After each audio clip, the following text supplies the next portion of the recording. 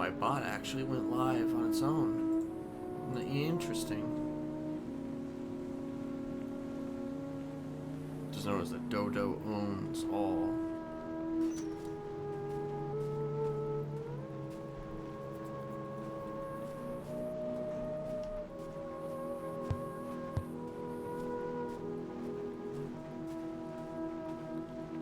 So, I'm not going to be around entirely too long. I mean, which is pretty par for the course with me, but probably even more because I've got dinner. Well, I got a number of hours still, but you know, I don't want to cut it too close. I am good.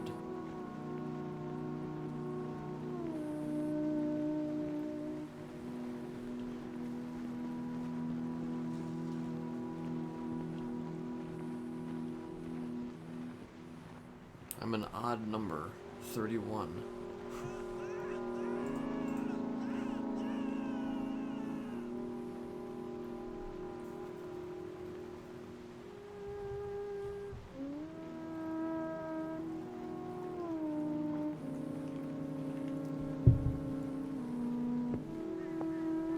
I actually got a little bit of money from that. I've got like nearly $1,000. Makes me like rich here. Probably not the. I don't know how much fucking money some of these people, these lifers have. They might have like a shit ton, honestly.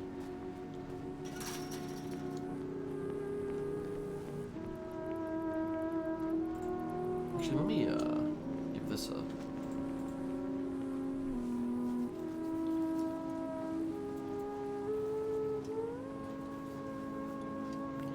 Can't seem to find a brick in this pile of bricks.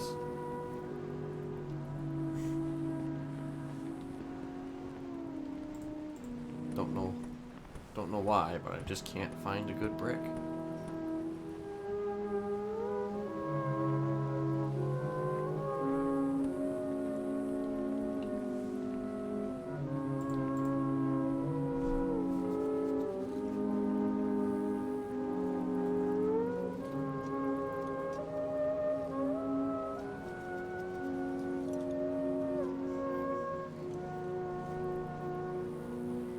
Oh shit, I got one. This is the first brick that I've ever gotten. This is the first brick that I've ever actually received.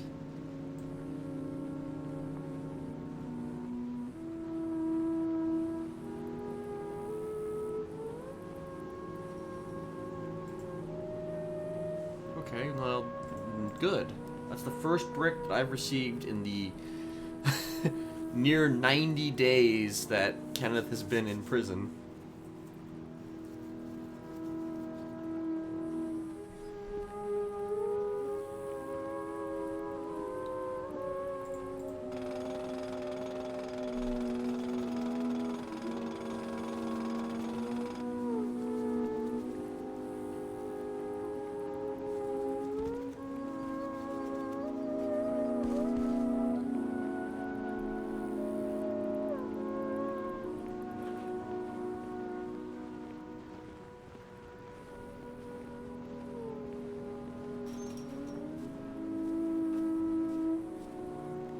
Obstacle course.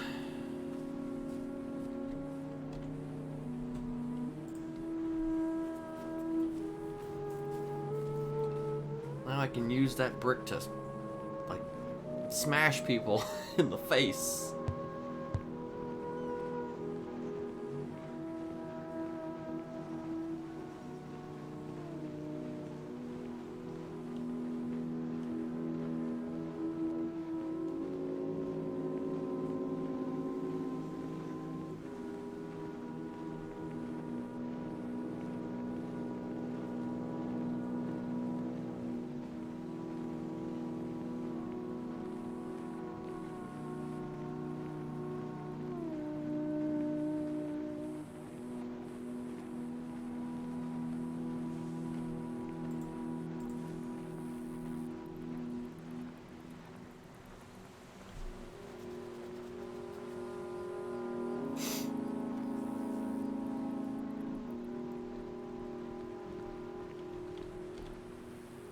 me finish this cinnamon roll before it goes bad.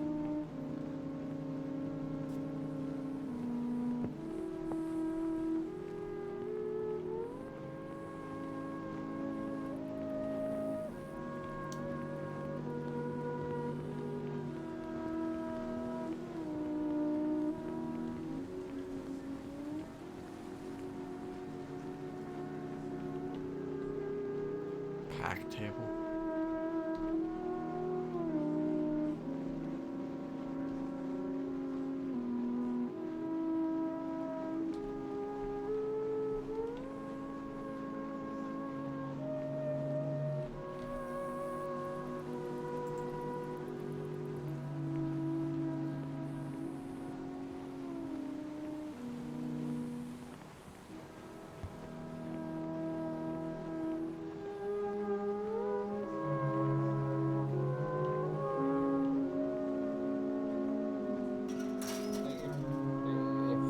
Of course. No, if you go wrong,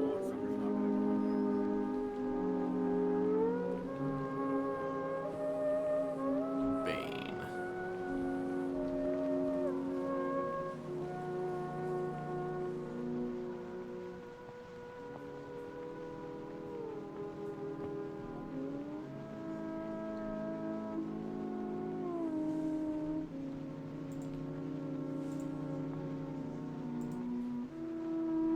Bill Mays, CJ Walker.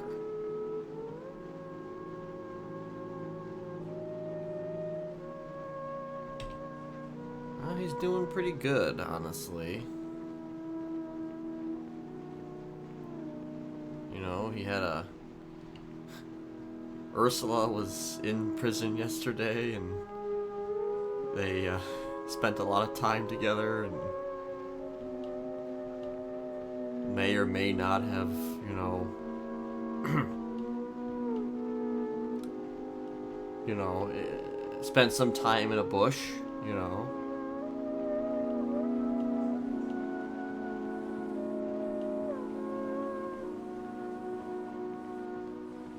So about any credits today?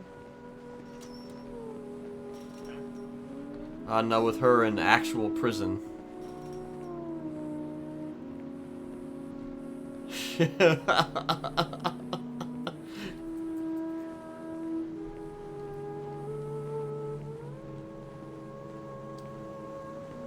Although there was a conjugal, like, the last time that I was around, like, just after the sentencing hearing, in which they, like, had sex 4 times.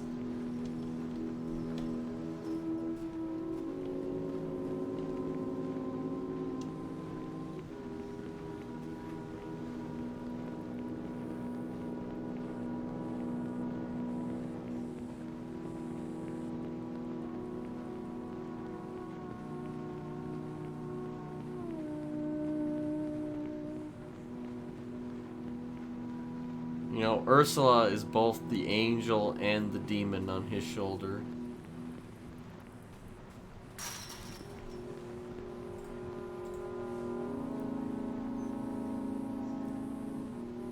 It's the best way I can describe Ursula to Kenneth.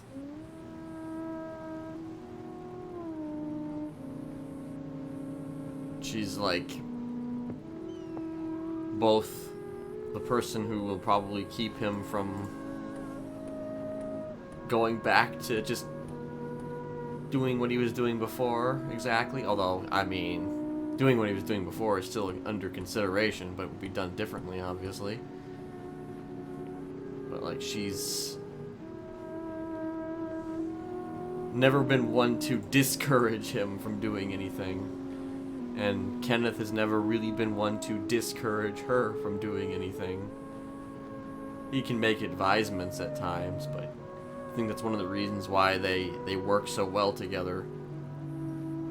Because they don't judge each other.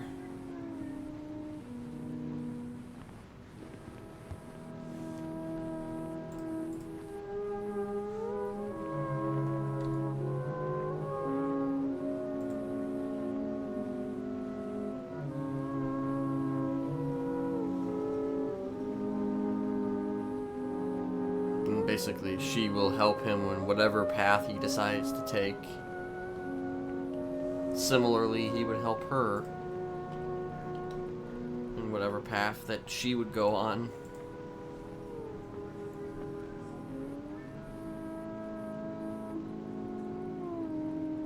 And that's kind of the foundation of that relationship. Because, I think a lot of people, they don't understand. They don't get, they fundamentally don't get how this relationship happened.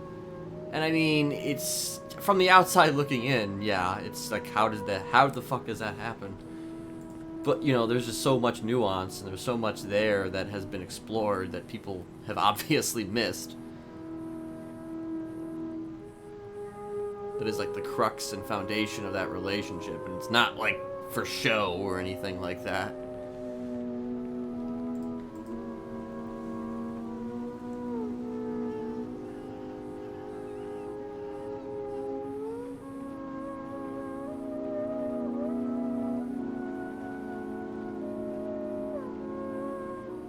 And Ursula is just, she is into a lot of different types of people, I mean, that can't exactly be denied. She's certainly into very interesting people. And those people tend to reciprocate. But honestly, she still is probably like the key, or at least one of the keys to making some of these people better. Or worse. Depends.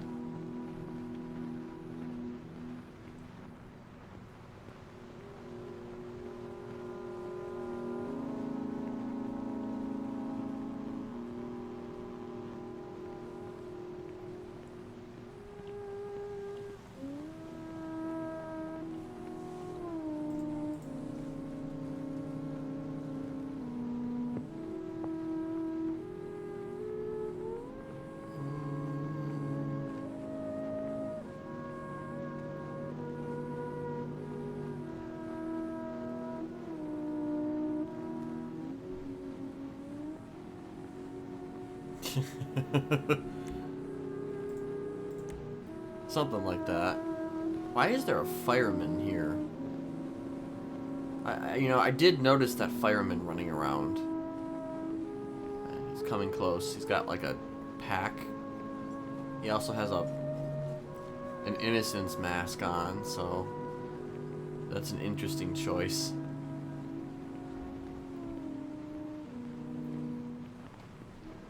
Oh, he's got, okay, yeah, he has a fire extinguisher. He's just kind of going around, blasting off his fire extinguisher, I guess.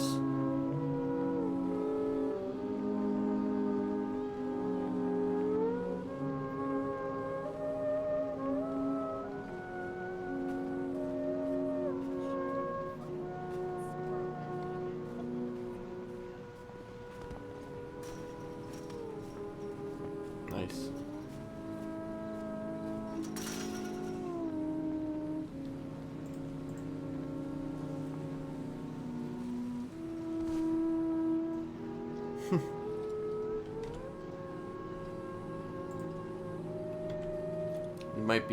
I might be talking to Jonathan here today. Soon.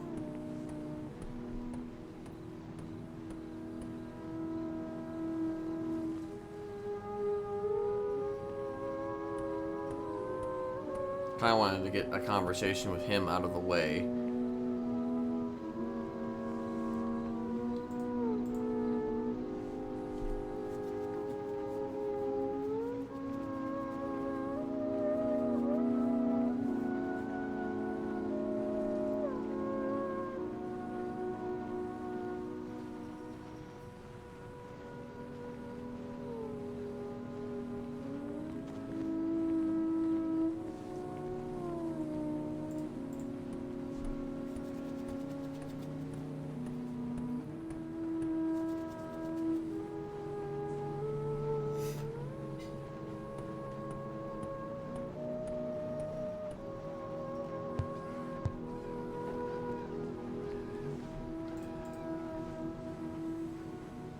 Not a huge fan of the taking out the notepad for this.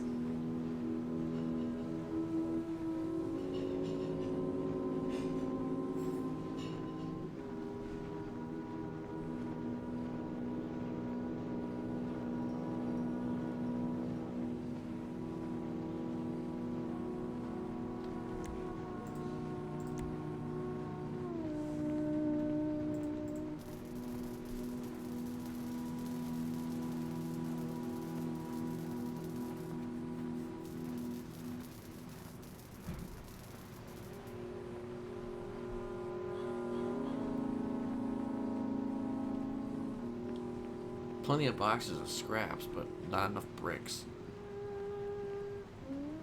I think the world could use a bit more bricks. More brick. Hey,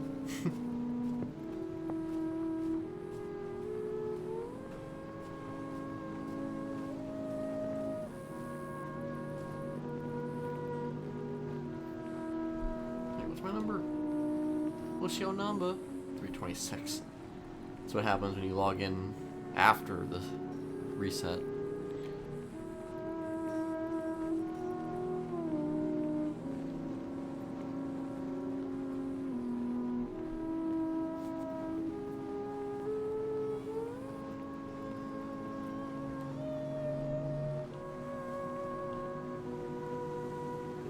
What the hell is that?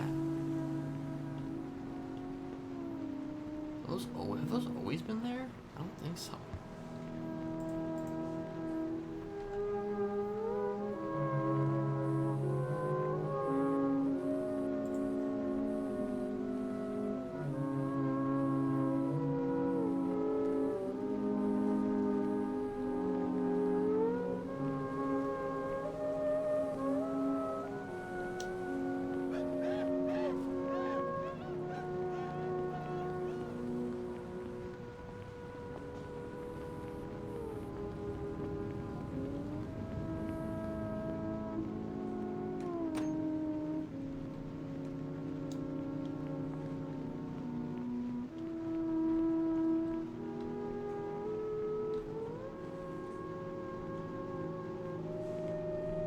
Can't seem to claim anything.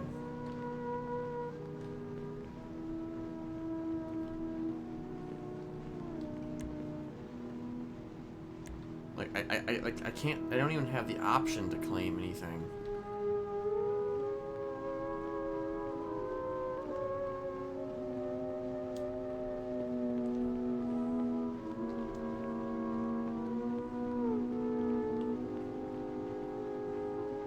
Which, okay, oh, I came in on loops. So.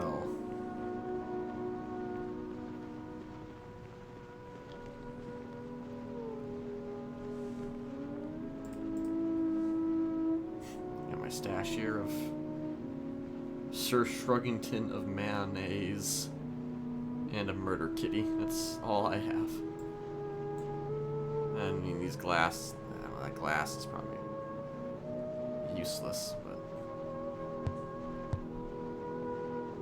those masks are gone.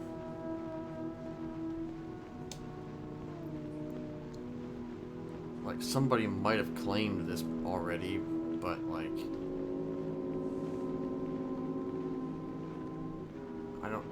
I don't know. They may have claimed it, but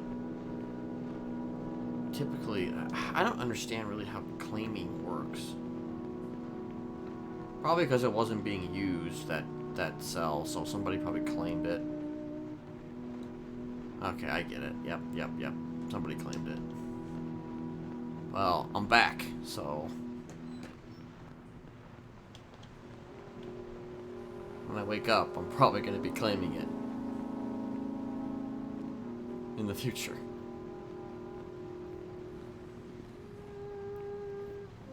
Okay, they're just kind of up there, dancing away. So, when you wake up, like, you have automatically claimed a cell. The cell that you wake up in to my knowledge, is the cell that you have claim to, like the stash and everything. Like your stash is in that cell. However, after like 10 minutes or something, or I don't know, maybe you have to go and do some shit first. After a few minutes, you then are able to switch the stash over to a different cell. Like, if that cell, I guess, is available. Although, it's kind of weird because I feel like multiple people could probably claim multiple... That's Bowman, I think. Multiple cells, but, like... Considering you don't know how many fucking lifers there might actually be, or how many prisoners there might be. So I feel like there'd have to be some sharing. But,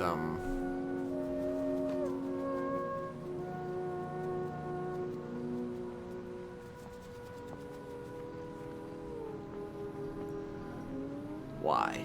Okay.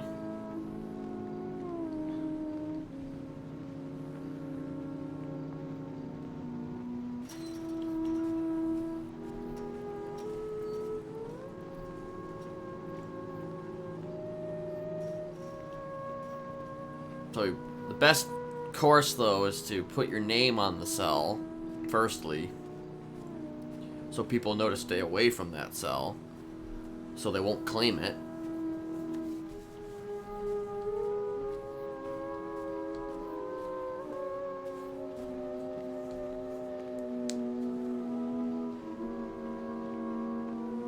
But, I mean, yeah, the first cell that you wake up in is technically your cell, from a mechanical standpoint.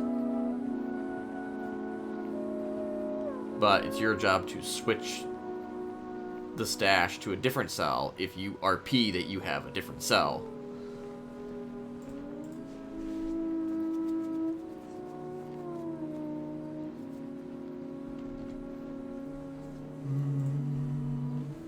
This is actually the most relaxing bit of Caretaker music that I have perhaps, oh, 6 glass, nice. Nice.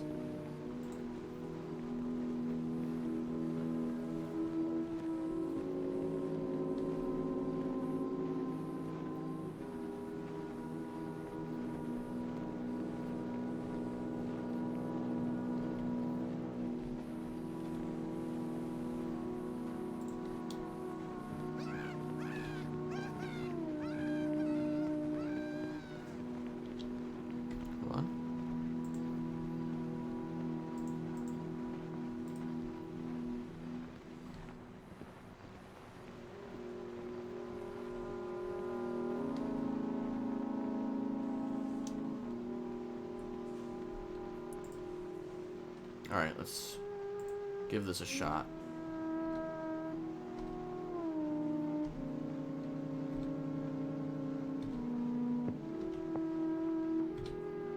Alright, that one was actually a little easier.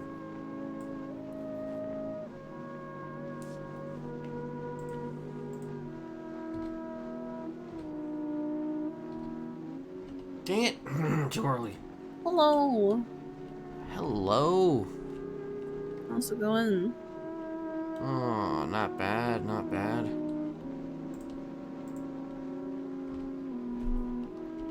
Still trying to figure out this damn machine. Yeah, it's can be a bit tricky. You'll get it. One day.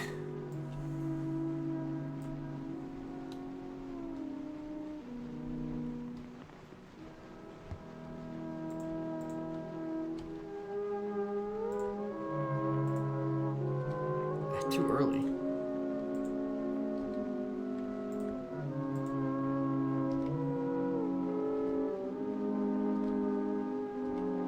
Too early. Oh my gosh. Too early. Like, the randomness of it, too. The speed, you know? There was a 4 instead of a 3.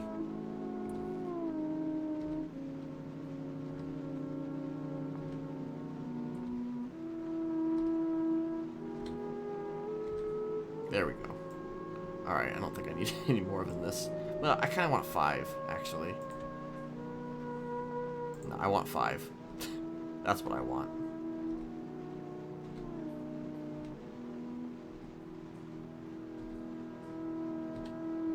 There we go. That one was actually pretty good.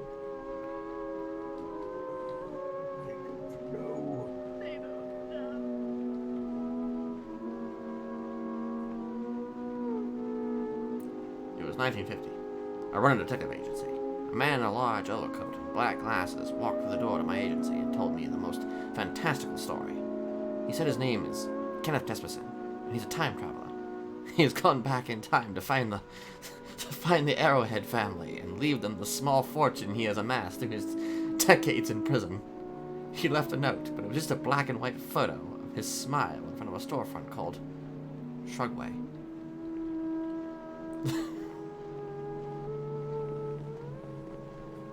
You trying to tell me that Kenneth Jesperson and Shrugway, the existence of Shrugway is a paradox, is what you're trying to tell me? Shrugway exists through a paradox.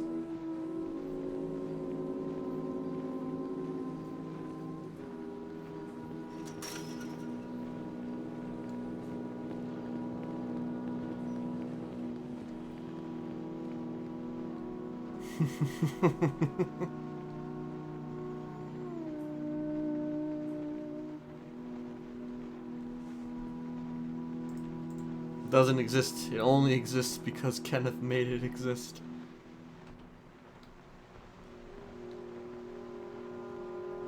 From the future. How do you... Okay, how do you alter emotes like that? That's a question I've been meaning to ask. Hi there. Hello.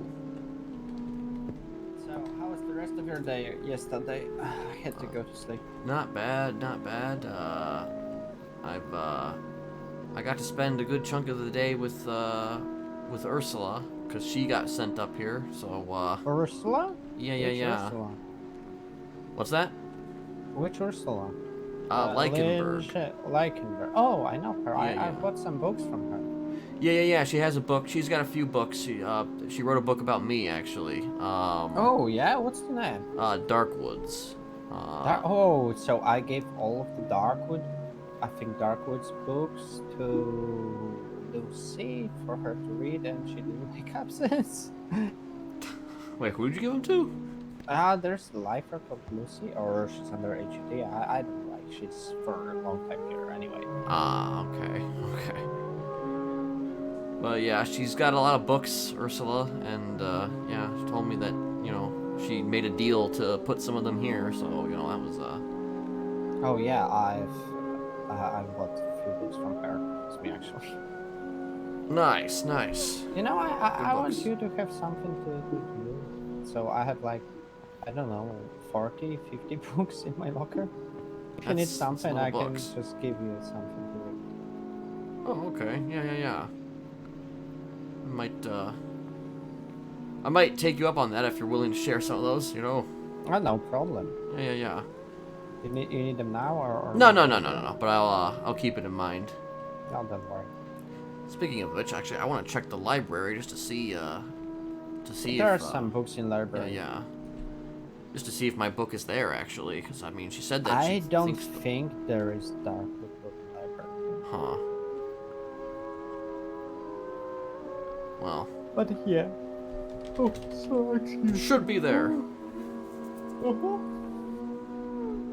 It should.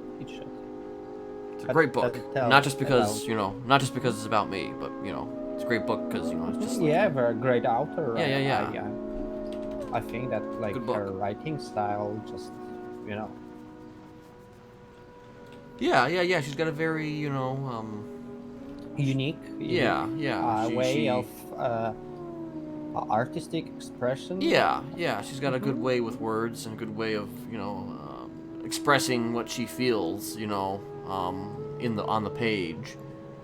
You know, it comes through, and you know, you understand where she's coming from. Yeah.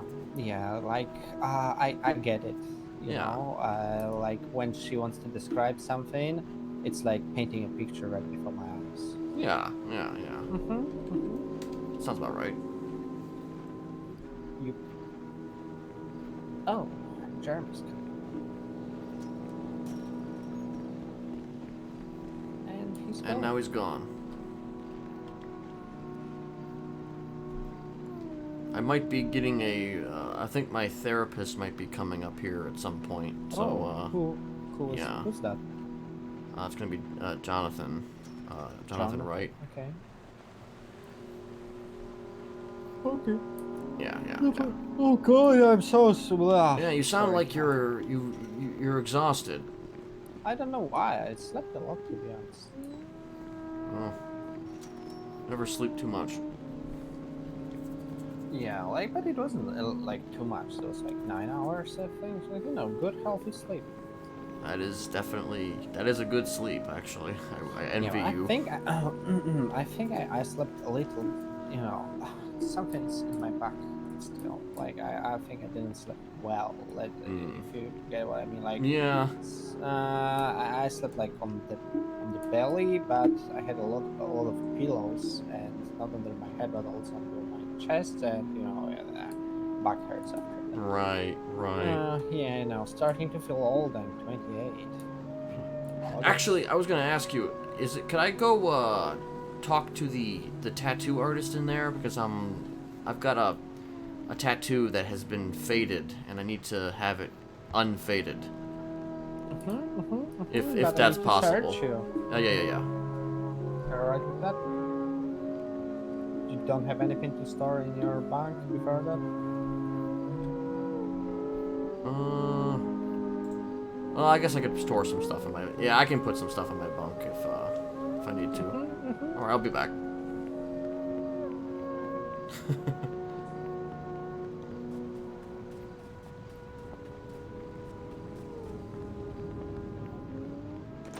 I'm not really sure if I'm supposed to have the brick. I think they're fairly lenient when it comes down to some things.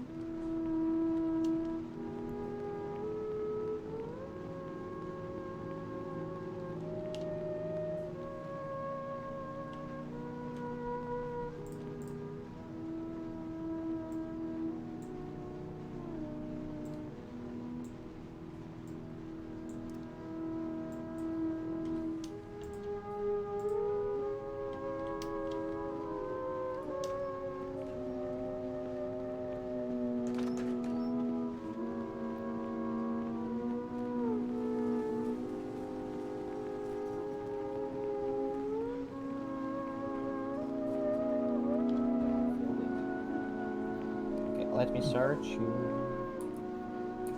Hey, Jesperson. Yo. Oh, is that the gun? Wait, what? How you could have a gun in your... The fuck? God. Oh God, I need to detain you, sir. I What need the to hell? detain you, sir. I don't have a gun! Oh my gosh! Okay, come on, just joking. Oh, Jesus. Thought I was being framed. I don't know. Oh. He's like, I pulled a taser out too. Don't worry about it. Just innocent jokes. Oh boy.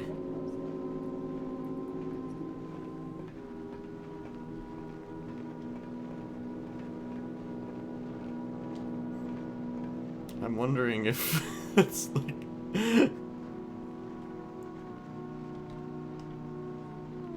Okay, cool, thank you. Is this... Wait, is this the tattoo place? Here. Oh, okay. Maybe I will get some tattoos from prison also. Already. Where's the neck at? Okay, head.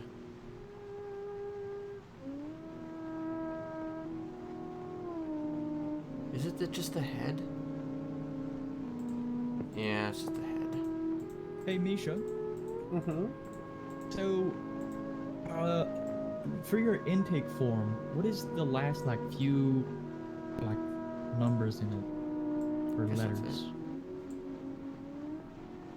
What? Like the link to it, is it end in like XOA or something else? Like before view Shit, I form didn't need to do that. at the end. XOA. Yeah. Okay, so that is the right one. I just Nope, I don't don't know want why this. it's not showing up for anything. That's weird.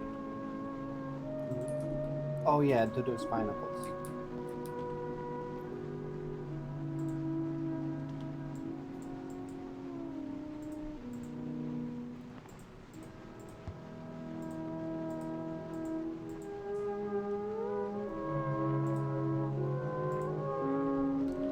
Alright, I'm good. Okay. Which it was? Oh, on the side? Yeah.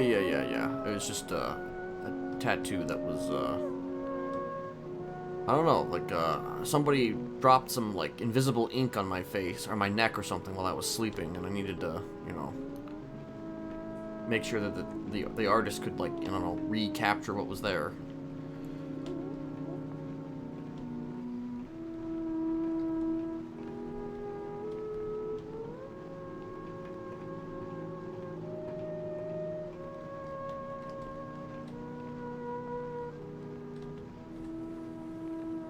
Thank you very much, I appreciate it. No problem.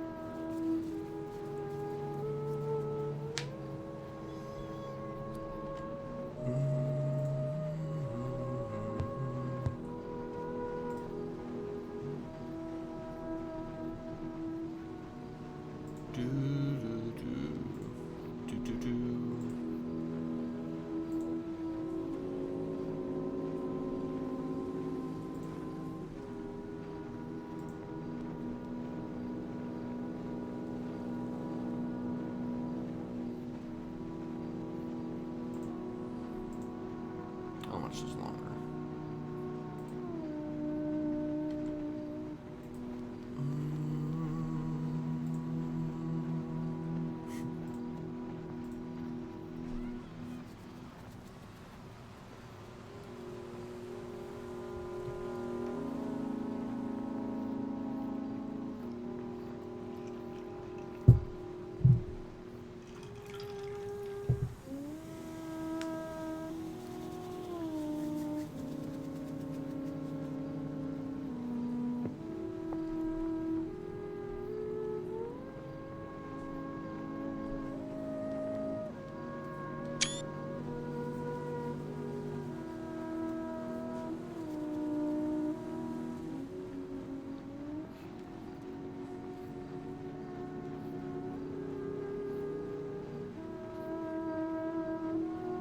I don't know if that head tattoo, though, is still going to be there when I take the wig off, the quote-unquote wig off.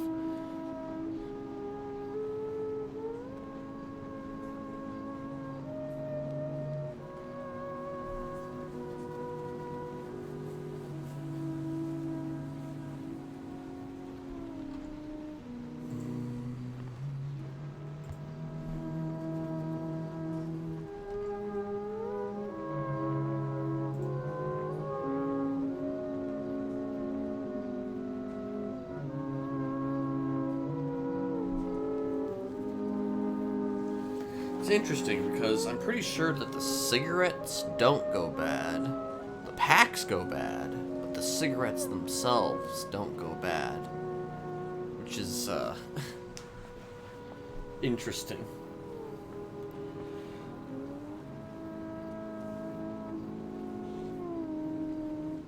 when the packs go bad, for some reason, the contents within also goes bad. Even though the contents within never goes bad when it's outside of the pack. You know, you wonder where that pack has been, you know? What the fuck is that? That's a barrel. Why am I getting the phone emails?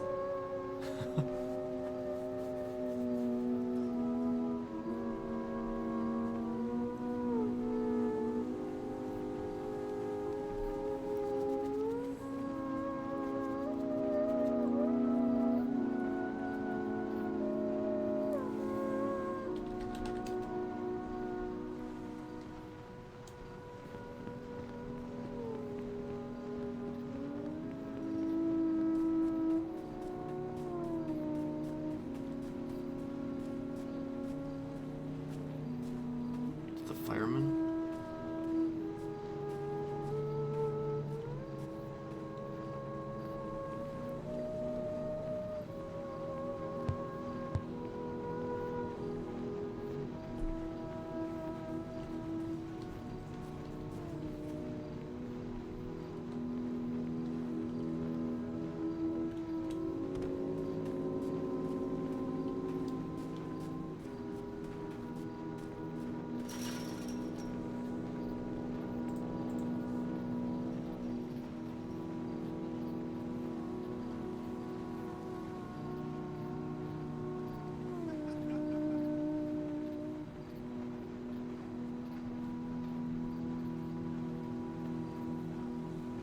Hey Jesperson, Yo.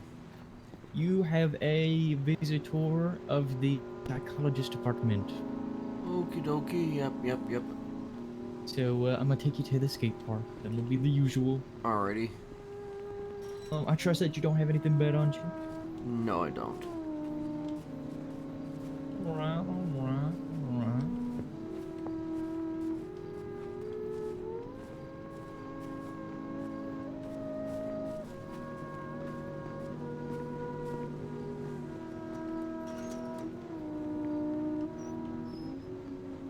They're gonna be right over there. Let me go. Just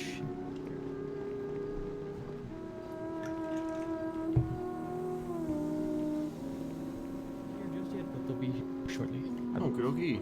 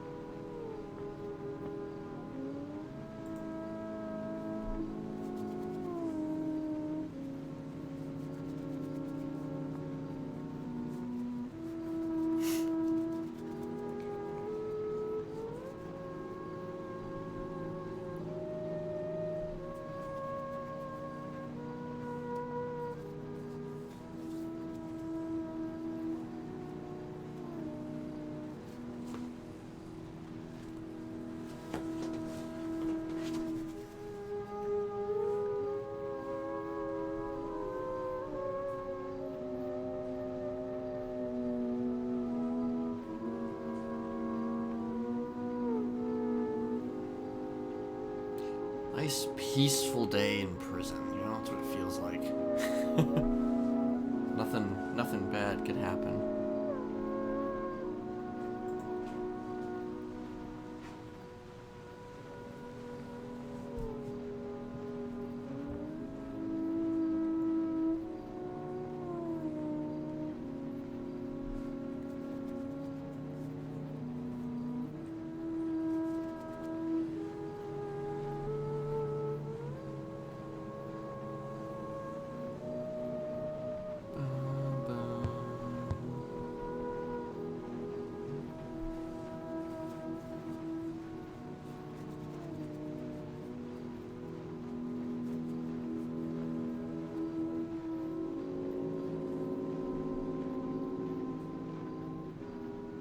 Looks actually pretty nice in that shadow on his shadow cast on his face. Shadow cast by the red light.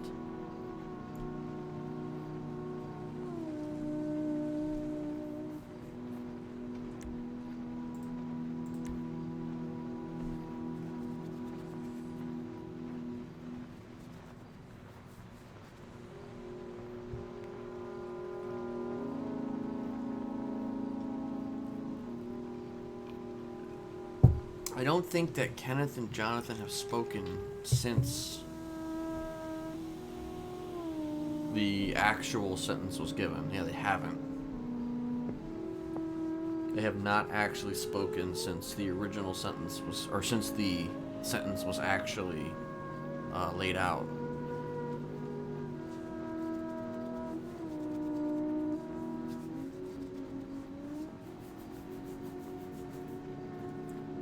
Jonathan was kind of having to siphon through a lot of the damage after that sentence was given.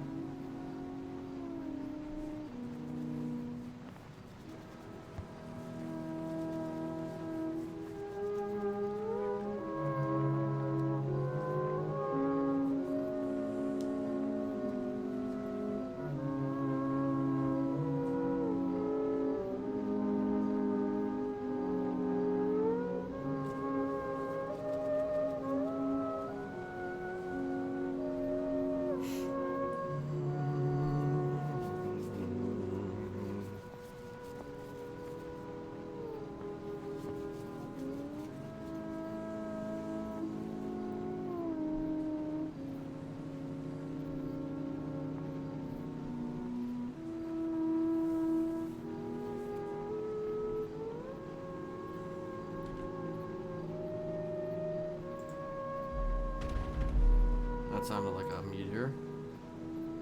I was looking at something else, but...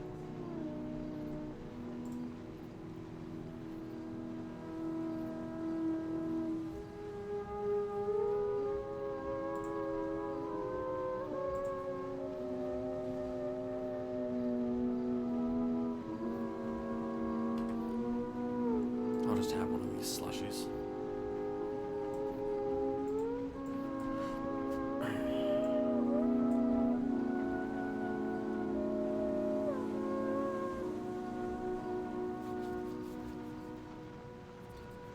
Sure are taking their time.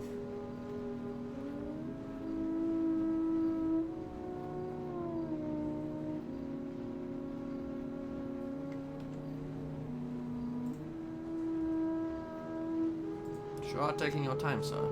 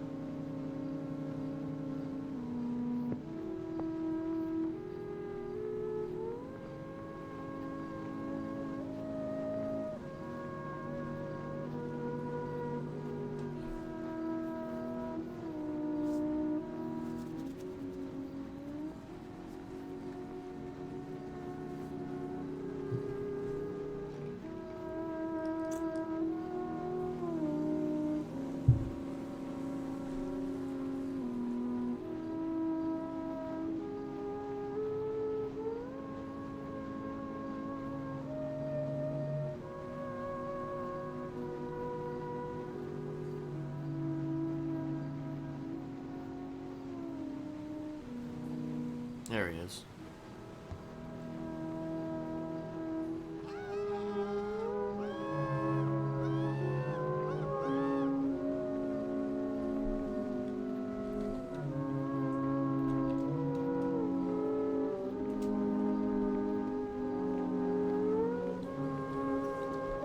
Hello How's it there, going? Jonathan.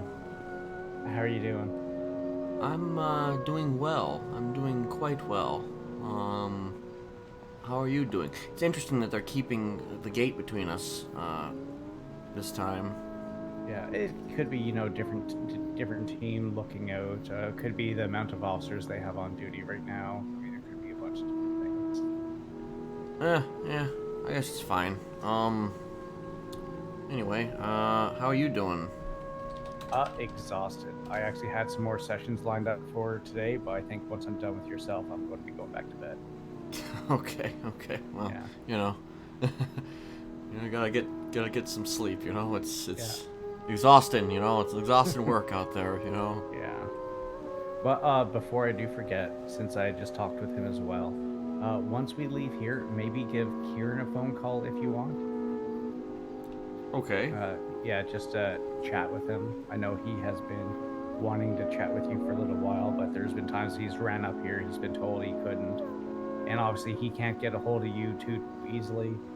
Right. I guess he doesn't want to come up and talk to the DOC about it. So yeah, so if you do have the time, give him a call.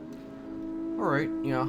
I haven't actually directly spoken with him in a very long time, AdSec and just other things considering. Yeah. Yeah. How did you feel after his testimony, I guess? I mean, I know you said you're pretty zoned out for most of it, but was there anything about his that really kind of caught you off guard, or just I caught you don't in some want to way? say that anything really caught me off guard. I mean, it was.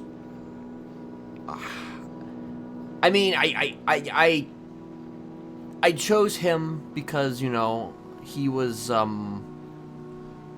someone who I've definitely spent a lot of time with this last near year, and I knew that obviously I did some bad things to him, and he wasn't going to.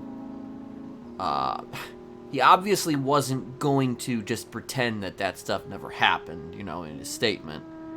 So I kind of expected that he would sort of, he would be more in the middle, I guess, in terms of his testimony, or if that's what we want to call it, as opposed to just choosing one side over the other. Which, in my opinion, I think has always been Kieran. He's been kind of like, and that's what I like kind of about Kieran, is that, he doesn't, he has no tribes, you know what I mean? There's no tribalism with him, It's like one side versus the other side, he takes into consideration, everything, and that's one of the reasons why I love Ursula too, is because she's,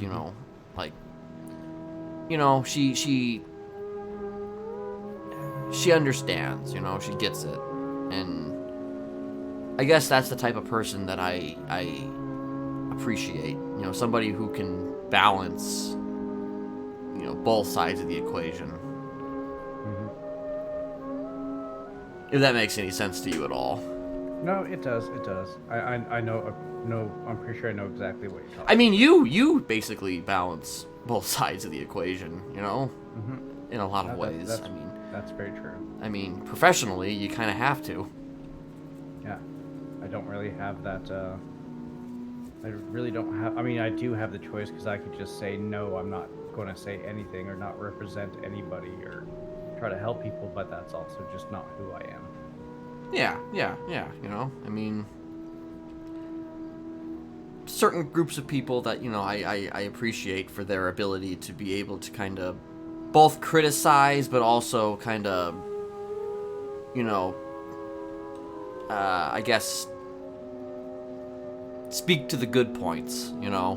Mm-hmm. You know, if there are any good points to speak about, you know? Have you ever heard of? Have you ever done any sort of leadership training?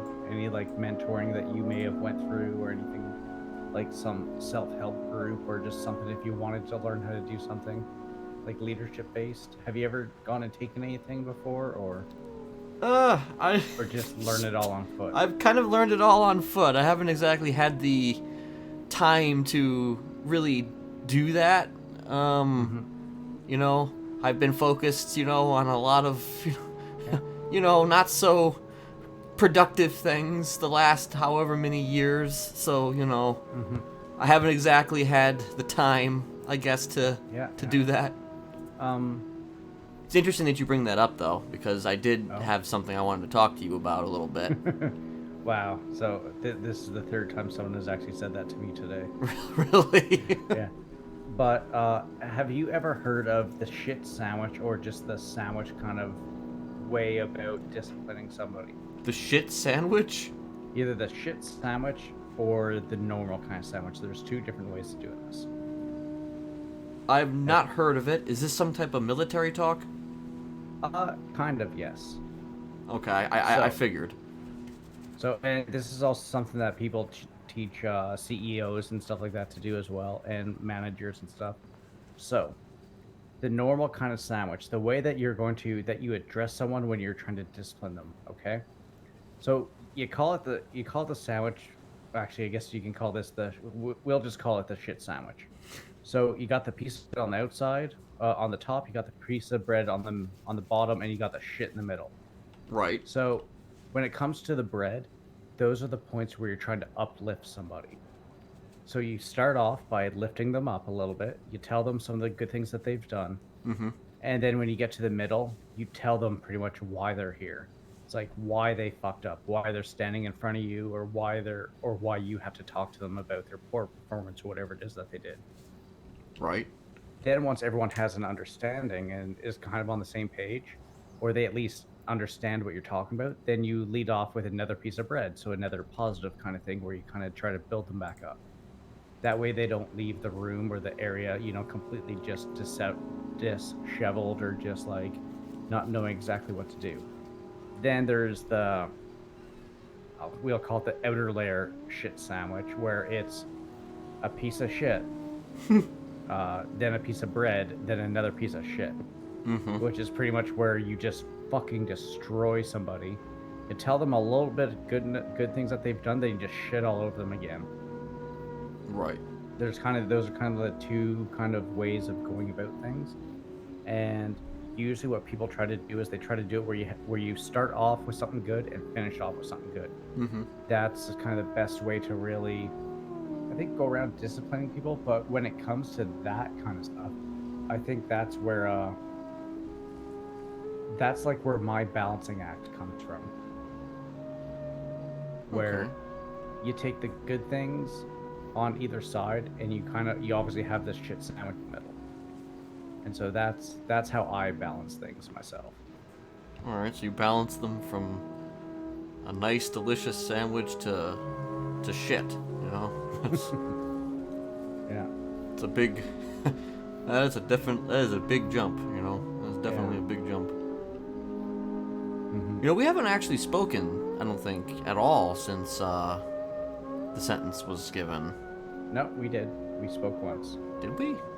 Yeah, it was either last Well, was it weekend, before the actual sentence was given, or was it... No. It was after this actual sentence. Just one sec. It was... I feel like we haven't actually spoken. Because I think that we spoke once after the part 1 of the sentencing hearing, but I don't know if we spoke after the actual sentencing.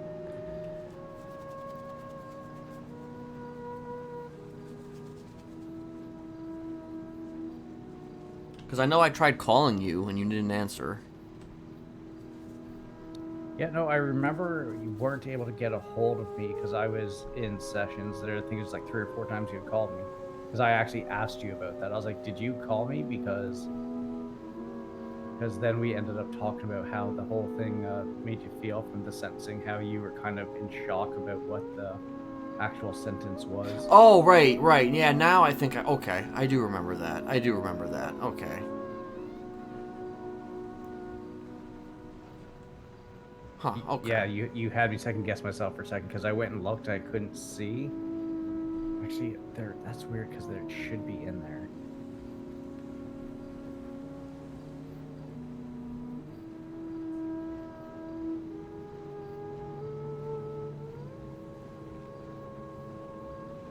Well, either way, you know.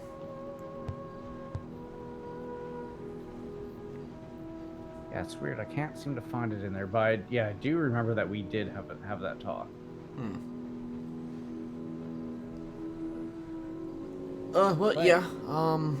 I have, you know, I've been, I'm free of, you know, that place. So that's been good. How long have you been out of there for now? I've been out of there for a while now. Like I've been out for at least a week and a half. I really, honestly, the day that I was sentenced, I was out. Because you know I needed to. I can't be an AdSec if I have the possibility of parole because I need to actually do the work. And I can't really do the work from inside there. So No, that's very true.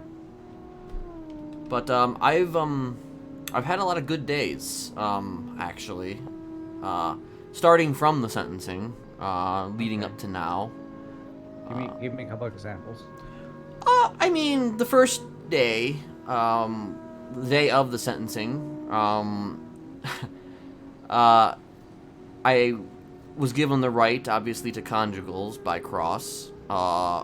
So immediately I was like, okay, I'm requesting a conjugal with Ursula, and Ursula came out, and we were able to, for the first time, I feel like, well, it wasn't the first time, which we had actually met out there in the park, like a week, like not long before the sentencing took place, but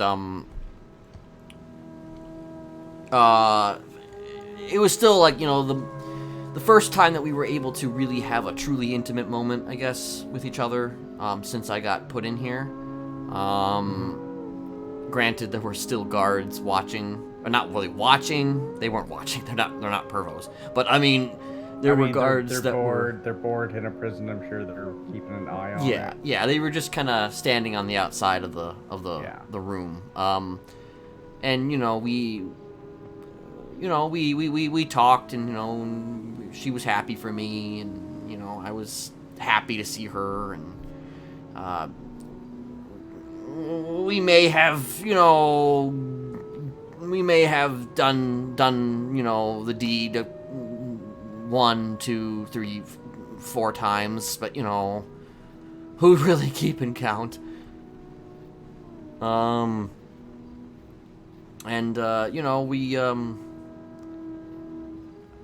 It was just a great time. It was a good moment, just being able to be with her. And fast forward to yesterday, she actually got put in prison for something that she did. So we were able to spend. Was it her or was it someone else? I think it was her. It was definitely her. Okay. But she got put in here, and it was even better than a conjugal because it's just like, well, you're here with me now, and it's like we could walk around everywhere. We could just kind of hang out together, Nobody really. There was nobody having to watch us or make sure that we were, behaving ourselves, and at one point, actually, though, one of the DOC offered to give me a taser so we could do tase, just tase role play, things like that. I'm sorry, I don't want to get into my habits in the in that space, but it's relevant, It's honestly the first time that I've ever even experienced that too, so it's new to me, I guess. But we got to spend a lot of time together, and it was just. It's been Nice. It's been good. It's been honestly kind of great because it's possible that I could have been executed that day. So, you know, I guess I was counting my lucky stars in that moment. And then, you know, I almost feel like it's been almost too good. You know? Like you're almost waiting for the other shoe to drop. Yeah. What do you think that's going to entail? I don't know. Just I just think that there's probably too much good happening for me at the moment that Or maybe it's not even so much that I think that the shoe is gonna drop per se. It's just I guess I'm questioning like do I deserve to have this good fortune? You know? Yeah, I was going to say, is it the feeling of that possibility of, you know, the other shoe dropping, or do you deserve it? Or is it one of those things where you just haven't had that in your life? And so it's so new, it's so fresh for you, you almost just don't know what to do with it. I guess a little bit of both. Like, you know, I guess for the first time I feel really good in the sense that I don't feel like I have to do anything. You know, I don't feel compelled to have to quote unquote prove a point, quote unquote do some crazy thing. I feel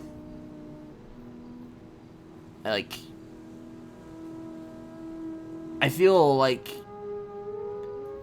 when I get out of here, I don't have to be the same guy that I was before. I feel like there is a certain level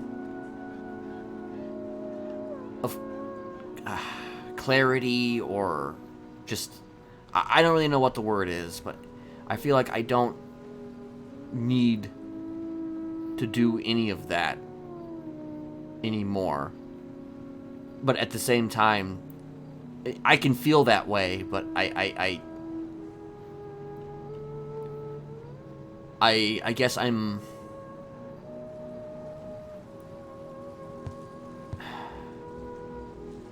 like I said, you know, I'm afraid that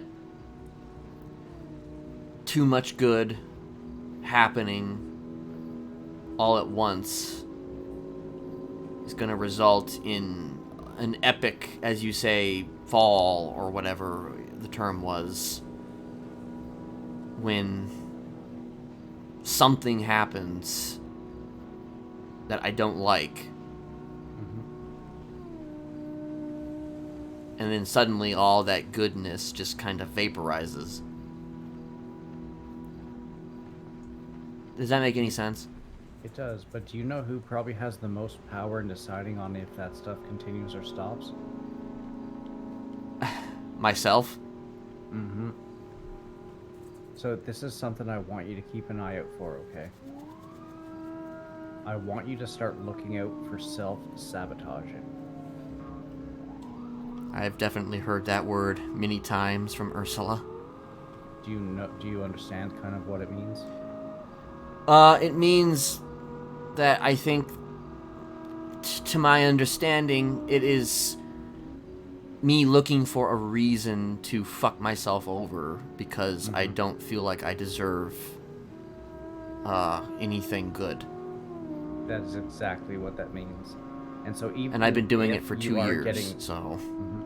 So even if you are getting all this good stuff and you start thinking to yourself, do I really deserve this, or this can't last forever? You're going to start looking for ways to almost guarantee that it's not going to last forever.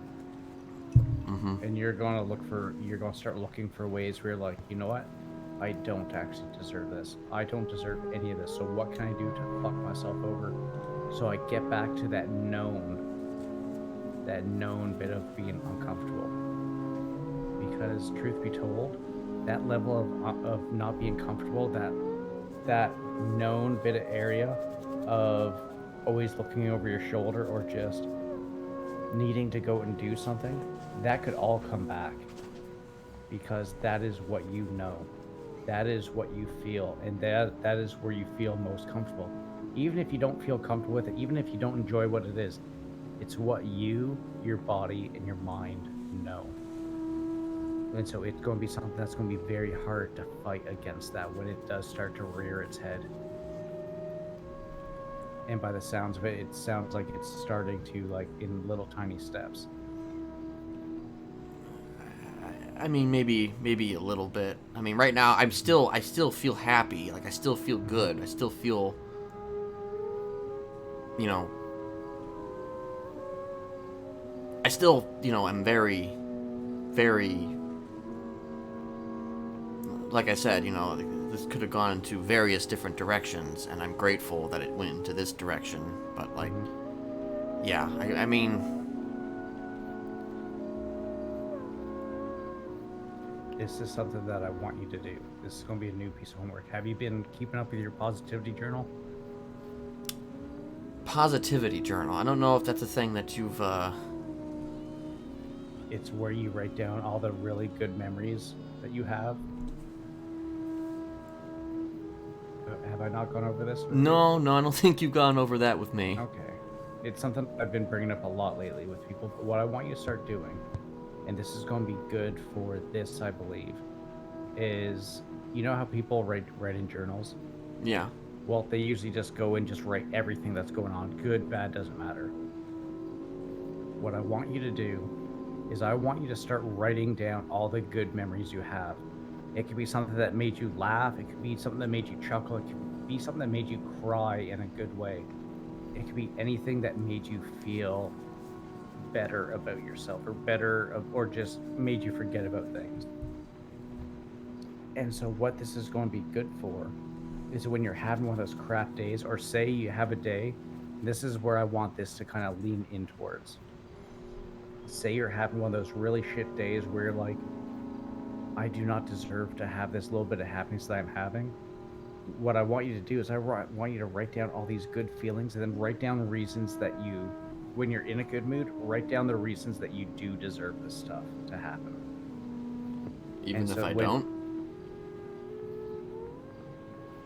Do you honestly believe that you've done nothing good? I mean, no, I do think that I've done good. I'm just, Or you know, I guess I'm just like, I don't know. So it just sounds like you want me to look for the good and then just focus on the good. Is what you're going for? exactly, especially in the times when you're feeling down, the times when you're at your worst. This way you can look back at these memories and you can look at them and you can be like, this is what this feels like, and you can go and relive that memory. I do highly recommend that each time something good happens, you write it down as soon as you can and in as much detail as you can, because the number one thing that will destroy any good memory, I don't care how good the memory is, this one thing will always destroy. Do you know what that is? Doubt? Time. Over time, if your story will always end up changing. There will be little things that will influence you to push the narrative or parts of the narrative in one way or the other. When you write it down, as soon after it happens as you can, you're going to have the full story right there at your fingertips, how you remember it at the time. There's going to be no time for it to go and change on you, for it to possibly turn into a very happy moment to maybe a kind of moment. It's like doing these things will help kind of get you through that part. And then when you're sitting there and you're thinking, God, I don't deserve this part right now, then you can go back and read up on some of those things and you can be like, yes, I do, and here's why. Okay. I'm gonna need a I'm gonna need a notepad for that.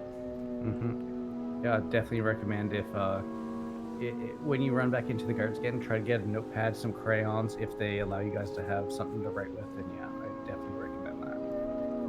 Okay. Yeah, I will. I'll look into that. Yeah. Now, what's the thing that you wanted to bring up with me? It sounded like there's going to be something about leadership. So yeah,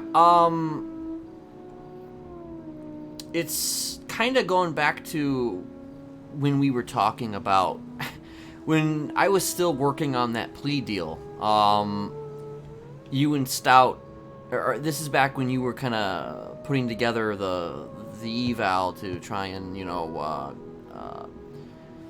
set the foundation for what I would do if I were to be given parole.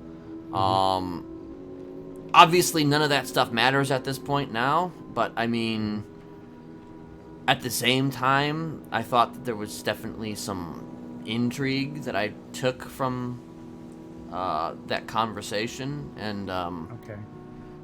one of them was the concept that you brought up about having a kind of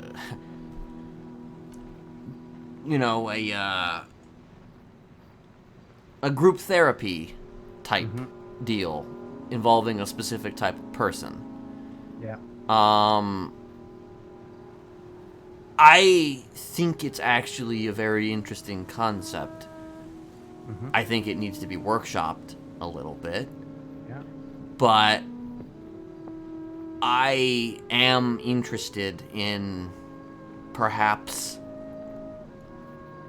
going into that direction, if that is a possibility. I am interested in maybe even just here in the prison, I don't know, like having...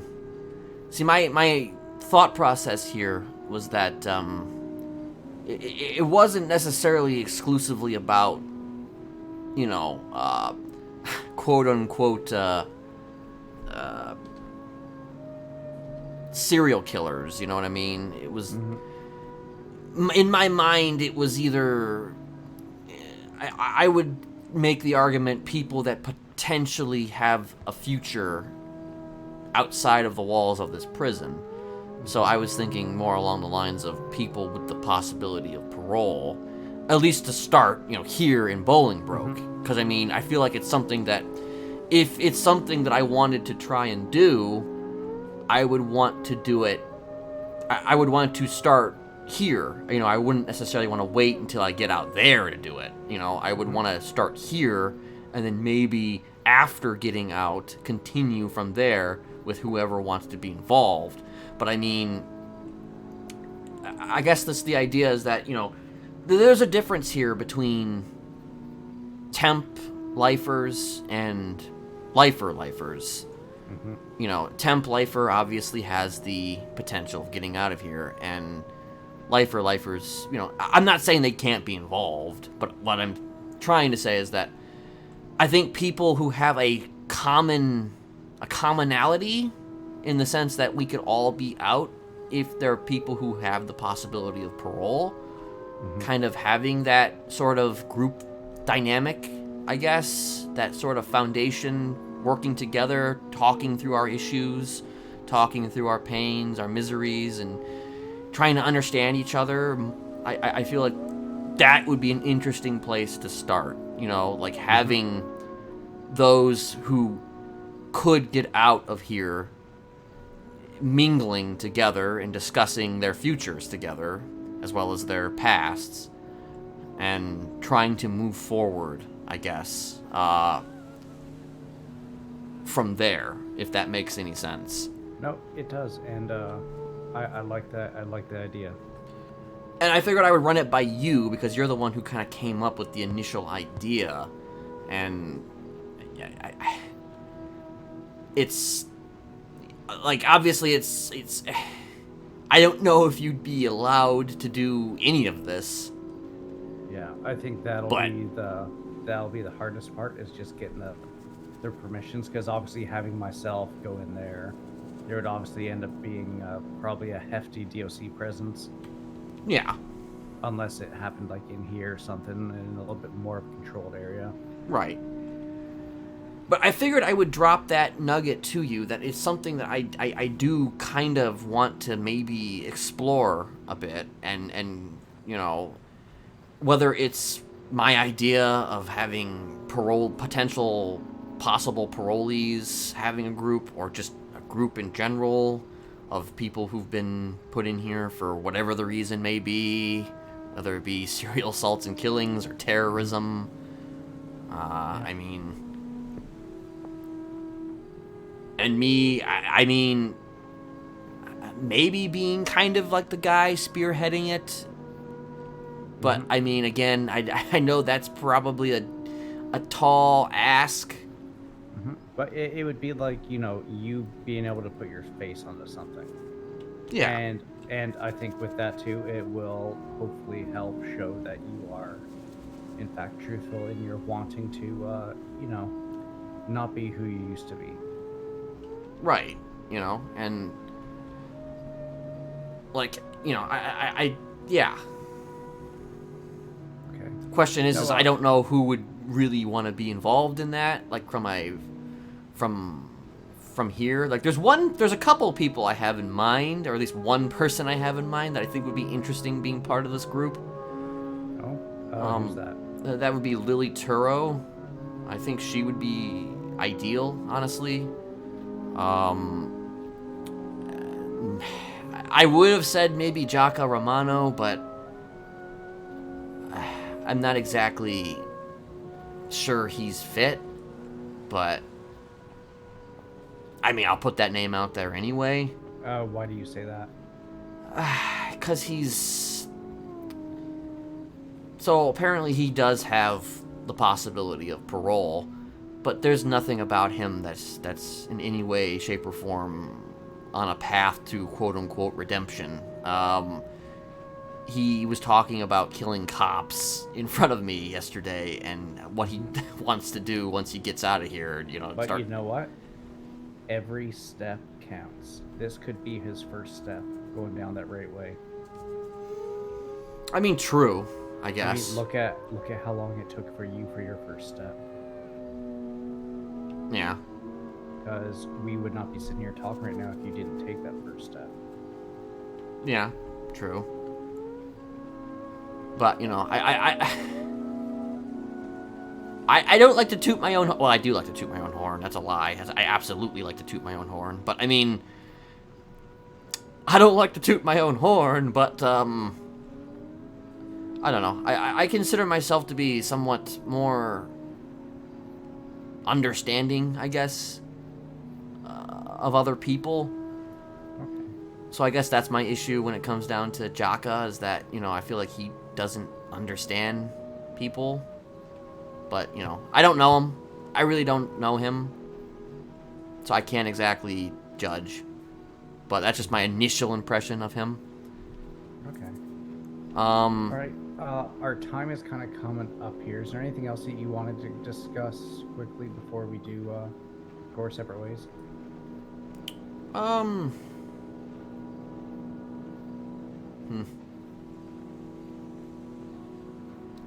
don't think so. I think that's about all I really wanted to cover with you for this time. Okay. Well, I just wanted to plant that seed in your head. No, it's firmly planted. Yeah. And maybe next time come around, maybe in a few days or so, we can go and maybe discuss a little bit more about that. Yeah. Who's the current warden? Because it's Lafayette is the... he's the... I think Lafayette is the warden. Oh, okay. If I'm not mistaken. Yeah, it's either the warden or the runner-up. I think he was the deputy warden, but I think he's the Deputy, that's actual right. warden now. Okay.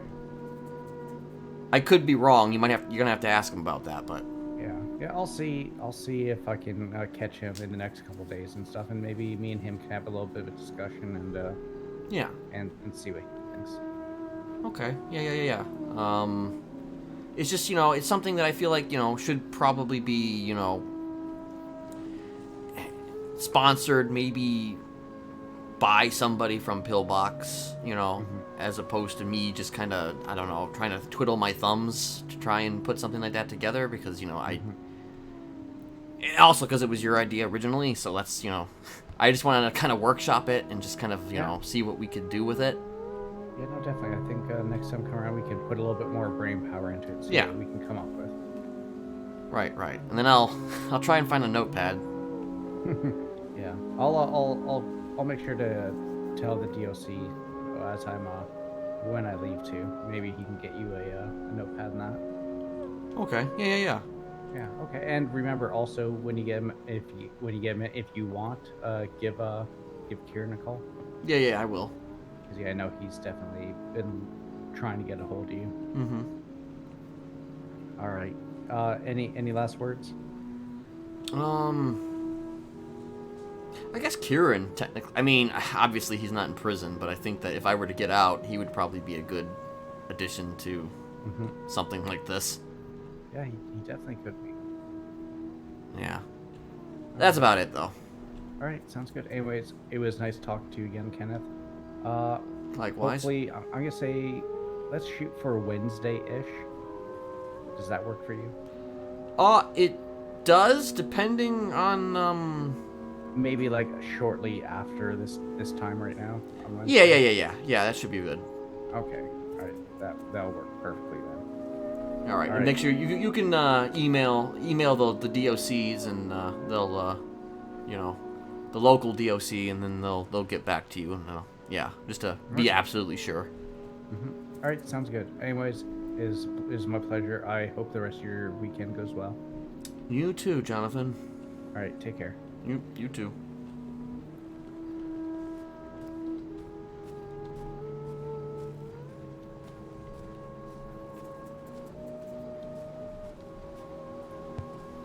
All right, so that seed was planted.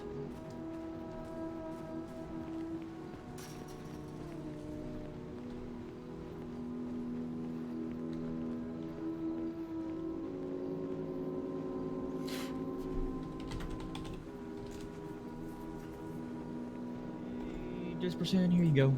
Son unlocked. Alrighty. Thank you. No worries.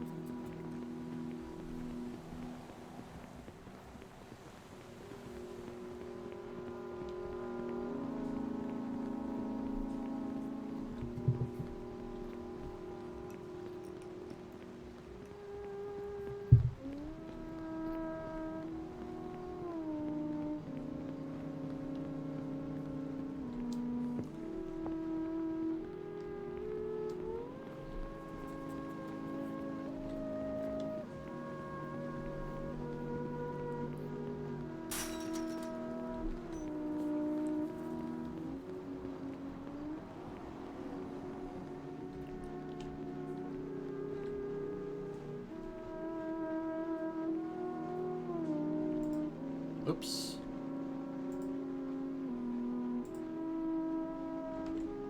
It's funny how Alberyl Joni's name just pops up like that. I always think that's funny.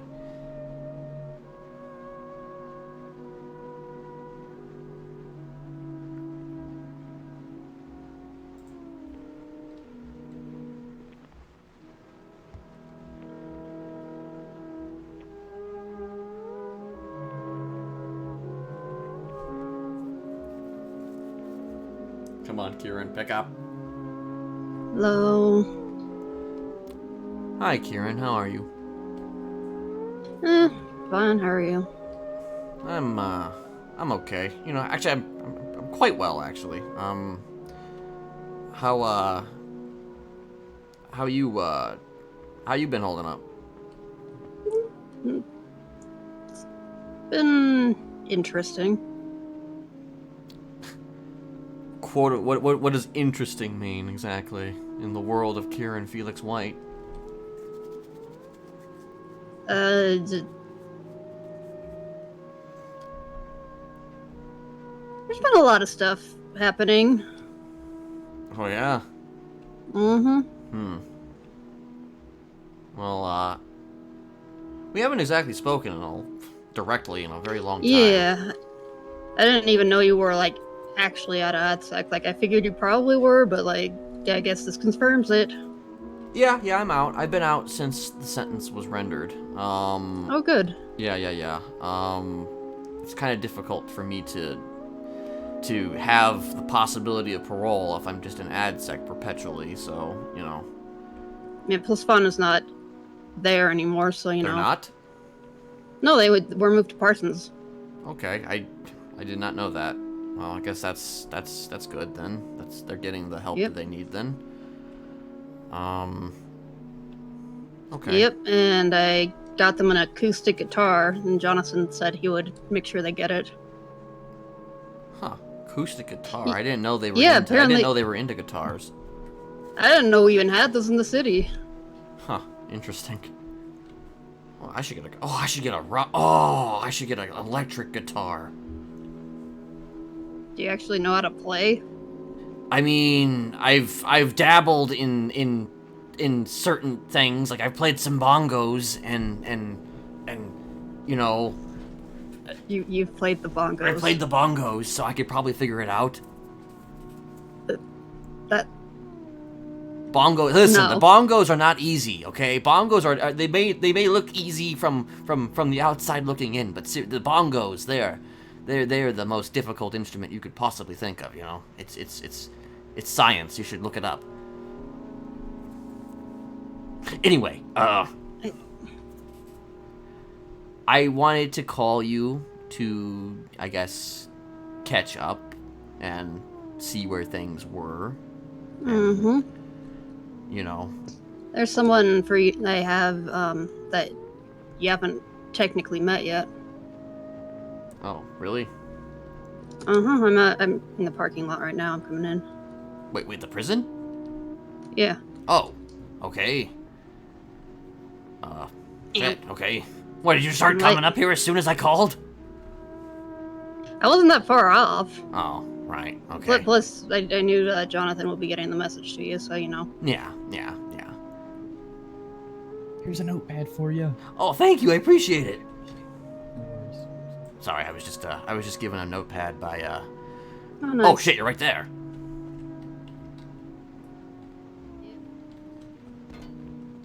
See if I can do this without him.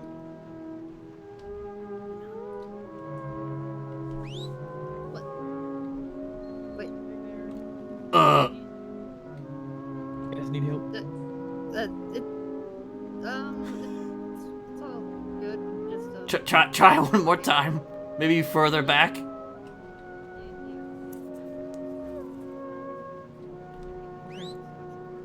Oh, okay.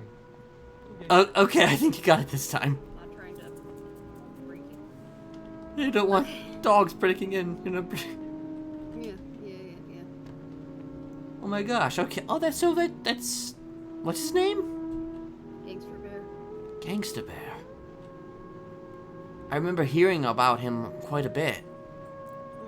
Oh, hello. You saw him at the hearing too. Was he at the hearing? Yeah. I might have Climbed up noticed onto him. the I think I podium did and notice him. Fell off. Oh, he's adorable.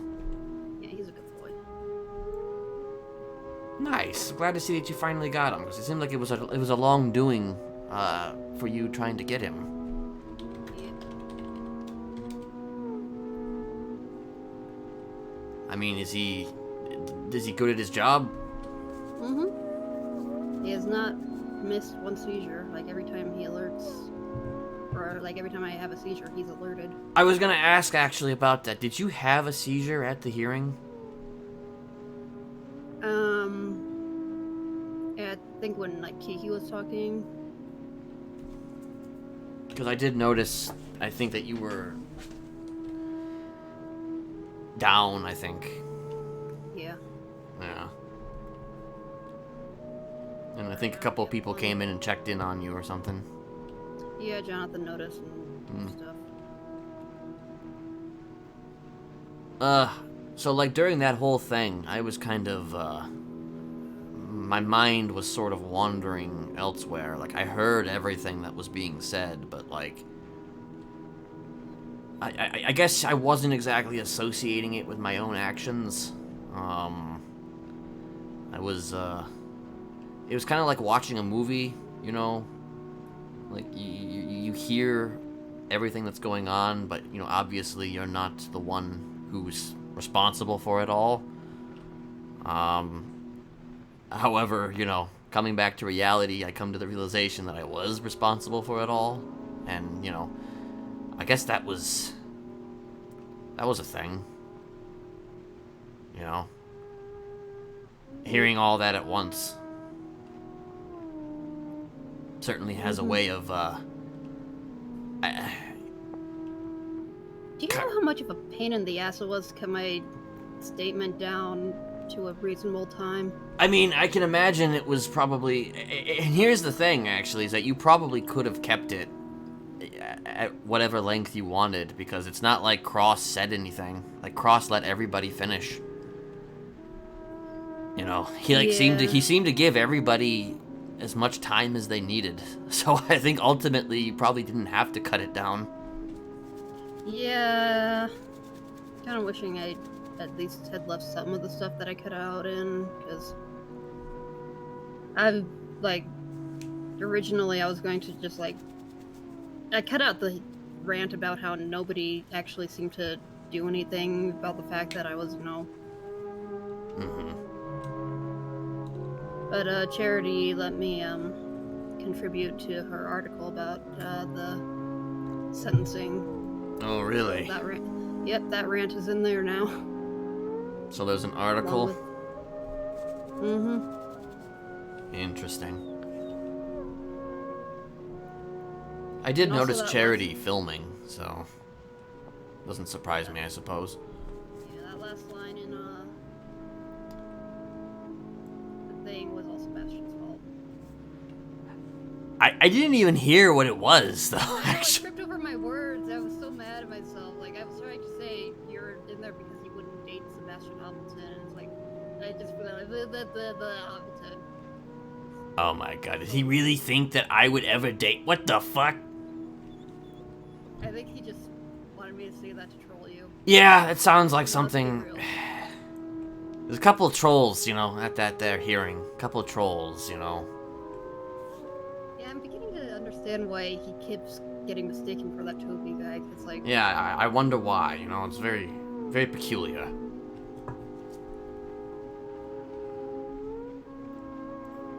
I mean, I guess my question is how did you feel after making that statement? I don't know. It was...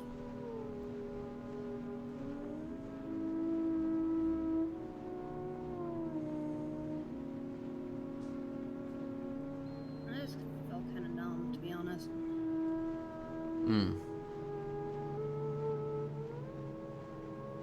Numb because just a general numb, or numb because like...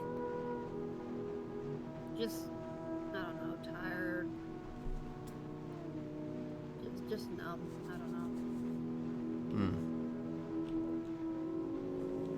I still intend on helping you if that's still,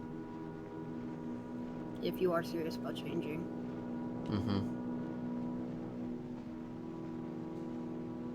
I mean, yeah. But I should also probably warn you that if I even get the slightest hint that you're fucking around and lying about all this, I'm just gonna straight up help Thomas do whatever it is that he has planned. So Thomas has something planned? I don't know for sure, but the way he's talked, it wouldn't surprise me. Why did you wave at him, by the way? You said you waved at him during the... Well, he was glaring at me, so I waved at him. Yeah, well, he took that as you haven't changed at all. What does waving have? Just waving doesn't mean much of anything. Seriously.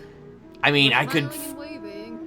you know, I could just like wave at this guy down the street and just be like, you know, like, hey, how you doing? And then be like, oh, you evil, evil monster, you. Yeah, I gave up trying to convince him otherwise. He's stubborn. It's interesting, actually, because I've never had a bad interaction with Thomas, though. You know, he's always been very cordial and very friendly to me, you know.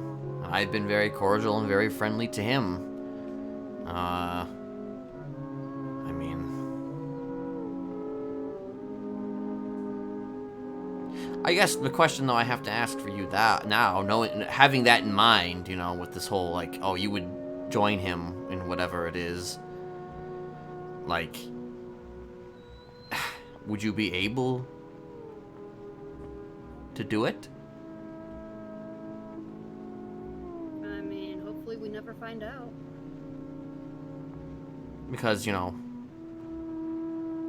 I mean, up to this point, you know, you have continued seeing me, you know, we have continued seeing each other, Yeah. despite everything that has happened, Yeah. and I'm just because wondering... I am currently still holding faith in you, that you are serious about this. Right. I'm just saying that if you betray that trust, it's gonna piss me off a lot. Well, I'm doing the best that I can. Good. At this point. And I've even come up with an idea for something that I wanted to do with Jonathan. I don't know if it's actually going to happen, but...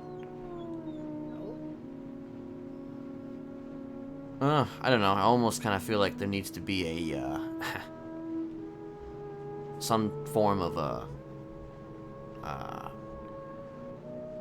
So Jonathan actually came up with an idea originally, when I was working on the plea deal, in which he wanted to do a quote-unquote serial killers anonymous. Yeah. That's not gonna be taken the wrong way at all. No. Which is why it wouldn't... The idea I had would be kind of more, a little different than that, but like...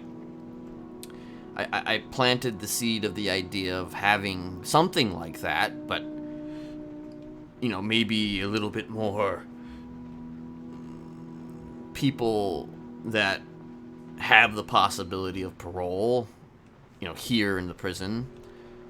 You know, kind of having a group therapy session, essentially, you know, I don't know, discussing their futures, you know, and obviously laying everything else out on the table, too, you know, from the past, and maybe trying to coach each other and help each other to try and, you know, I don't know, prevent the same things from happening again, you know, prevent history from repeating itself, and I think it would start here, maybe, in the prison, but it could then, after I get out, expand outside the prison, and, it would be more or less just like, I don't know, it wouldn't be advertised as Serial Killers Anonymous. It would probably be advertised as something entirely different. It would be like, I don't know, fucking something professional. I mean, I don't really know what it would be, but it would be something that's not, you know, advertised in such a ludicrous way. Maybe a Murderers Anonymous, maybe a Psychopaths Anonymous. I think that even that is kind of weird too, but Sociopathy Anonymous, I don't know. I feel like trying to keep the anonymous in there is just not... Yeah, maybe no anonymous. Maybe we can cut the whole anonymous part out of it. I think it would need to be like a support group. Well, yeah, it would be a support group. I think at the end of the day, it would be a support group. You know, in which Okay, I feel like you, theoretically speaking, if and when I get out of here, you being part of that could be beneficial, maybe.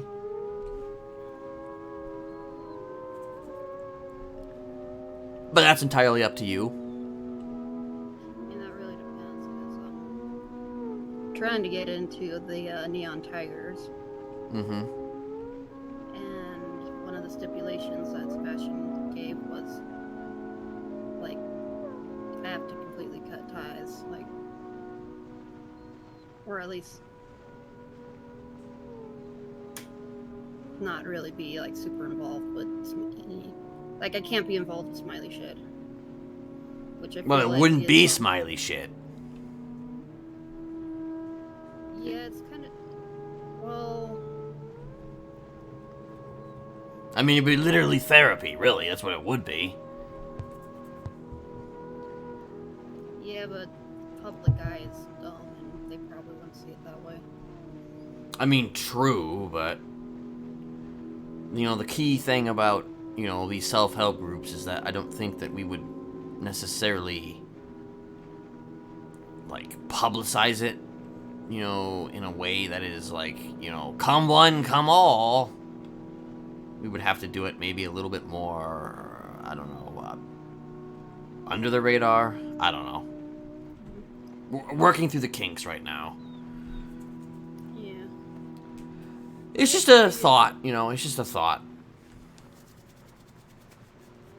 My biggest question is, how do you do this without it being interpreted as a way for you to be recruiting people?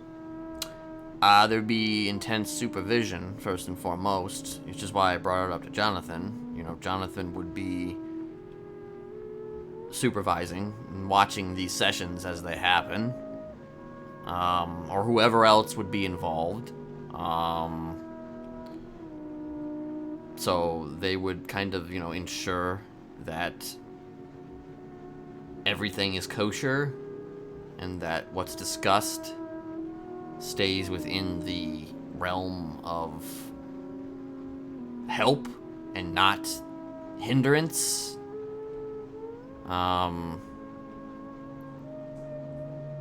So, you know,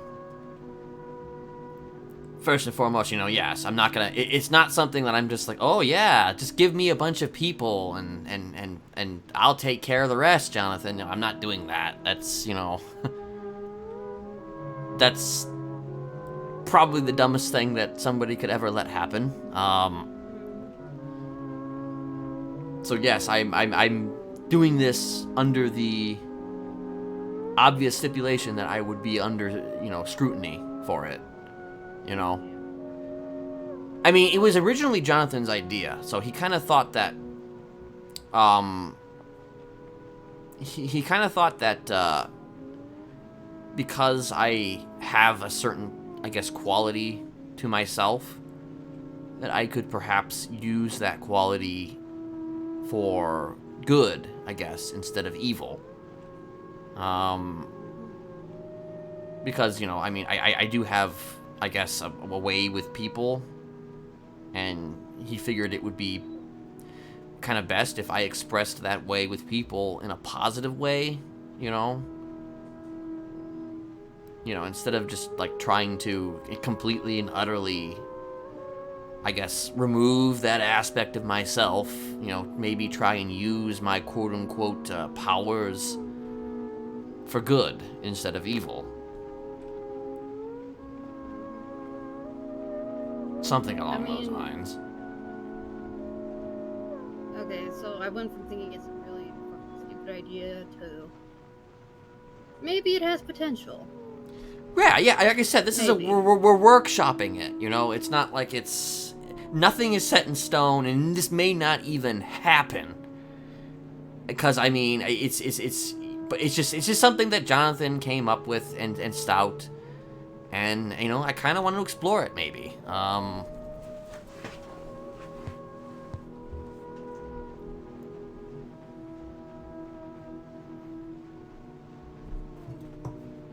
By the way, that was Jaka, that Romano, that, was just here. He started working on Maldini's a while back. Did he? He got too close to Rick James despite me telling him not to because he was curious if something would actually happen, and he found out the hard way. Who'd you say? Rick James? Rick James. That's what we call the oven. Oh, okay.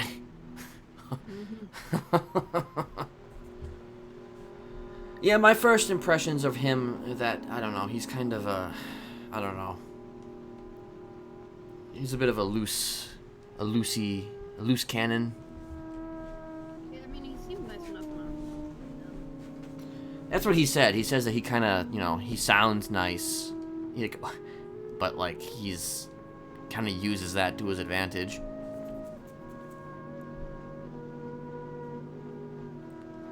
Yeah, he's definitely not the brightest, though.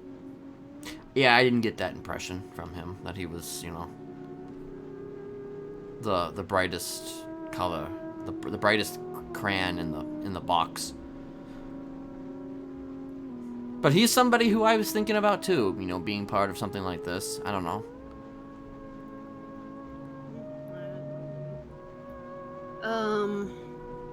That actually brings up another question. You're not gonna like try for parole the second you can, are you? No. Good. I'm actually gonna wait a little bit. Because I want to. I want to be ready for it. I don't want to just jump at the chance to just immediately go for it as soon as it's available to me. I wanna take some time. And put these things together. What you're here for. Yeah. I don't think that I'm gonna get it the first time, even if, I do take a little time. I don't even know if I'm gonna get it the second or the third time, but one of the DOC seems to think that I would get it. I'm more likely to get it the second time, but Well, you know what I think? what do you think? I think you need to not focus on parole at all at this point. You need to focus on you and doing what you need to get better. Well, that's why I'm not even, like I said, I'm not even gonna go for it yet, but I mean... But that also means you need to like stop thinking about your plans for when you do go for it. You just need to focus on what you need to do to improve yourself. 'Cause Well, if you do I mean... that, then the parole will come eventually. Yeah, But, yeah. It's just a matter of make sure you're prioritizing what you need to prioritize. So otherwise you're going to get distracted. I mean, sure, of course. Like I said, there are things that I'm wanting to do before I do that. Yeah, and that's good. I'm glad you're working on what you need to... Or at least thinking about what you should be doing now. Yeah.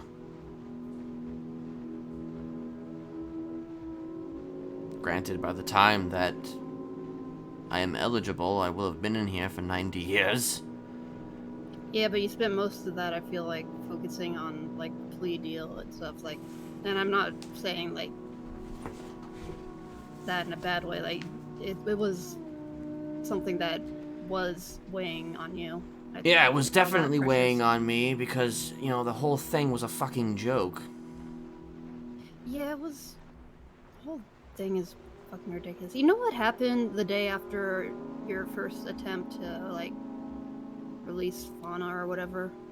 What happened? I ended up talking to Odessa.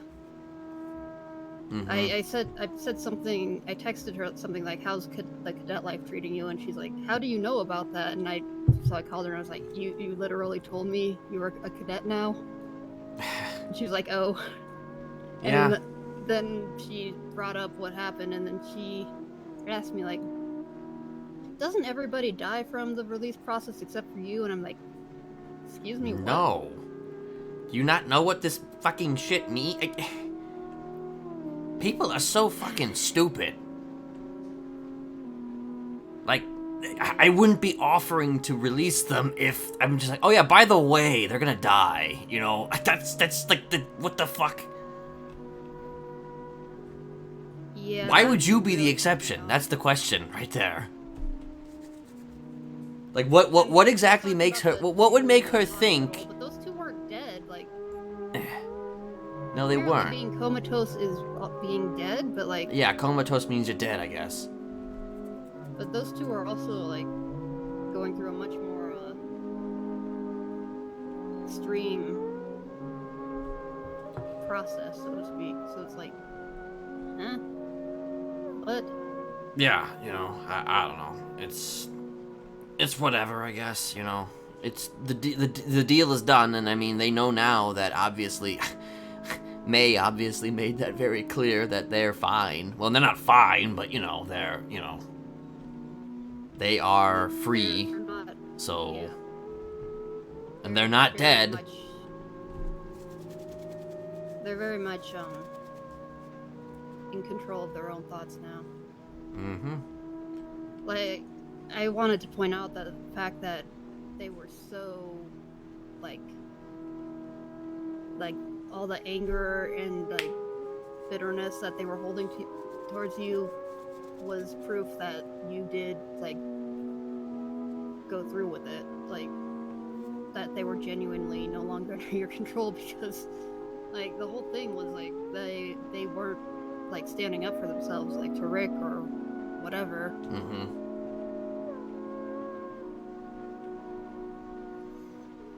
I mean, yeah, they definitely made their point known.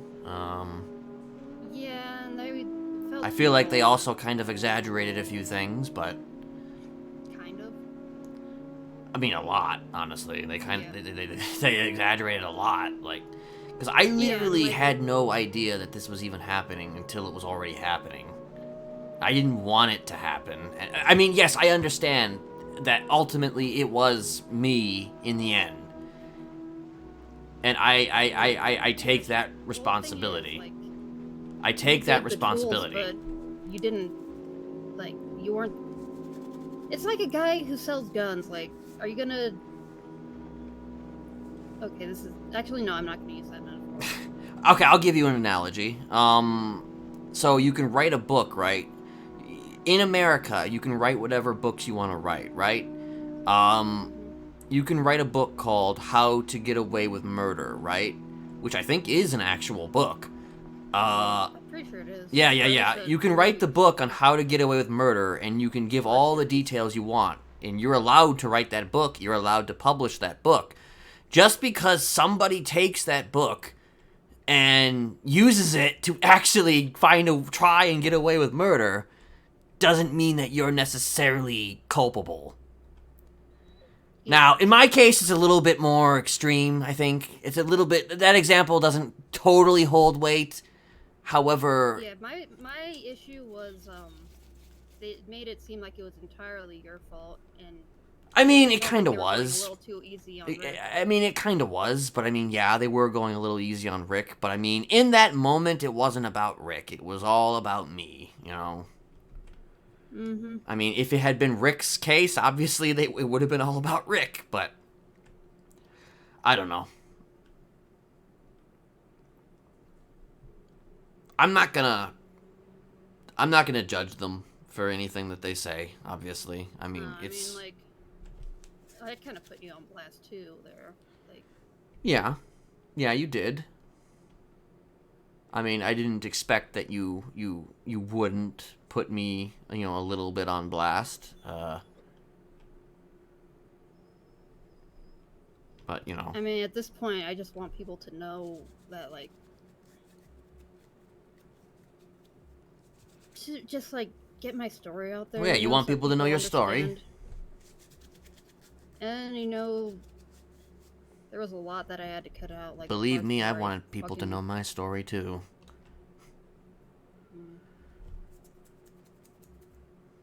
Frustrating thing is, like, I don't even remember chunks of my story. Like, I don't really remember what led up to me being. I don't. I. Those first 2 months I was in the city, I barely remember any of it. Hmm.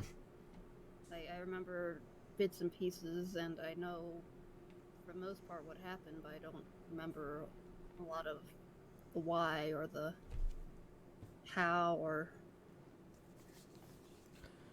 Well, I mean, I don't. 'Cause, Do you let's face remember? it, I Do made you? some really fucking stupid decisions back then.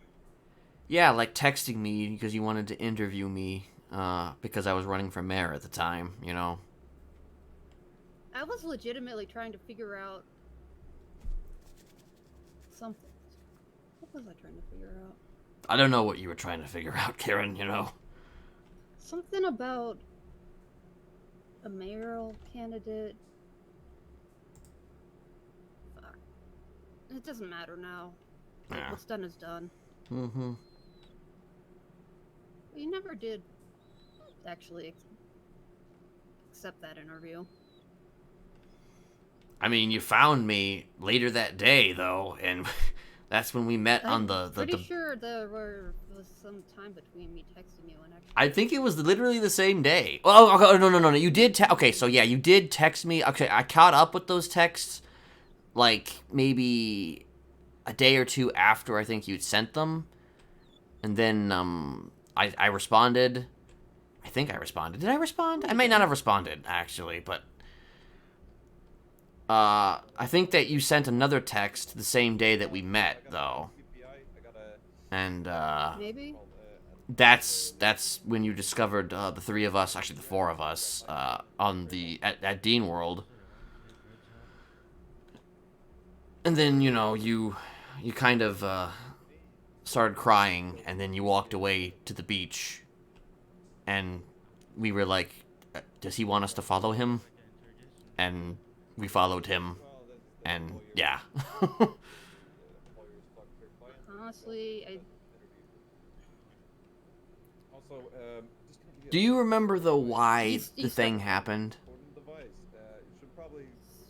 because I was a little pissy boy and was like, okay, I'm out because I didn't know what the fuck you people were talking about.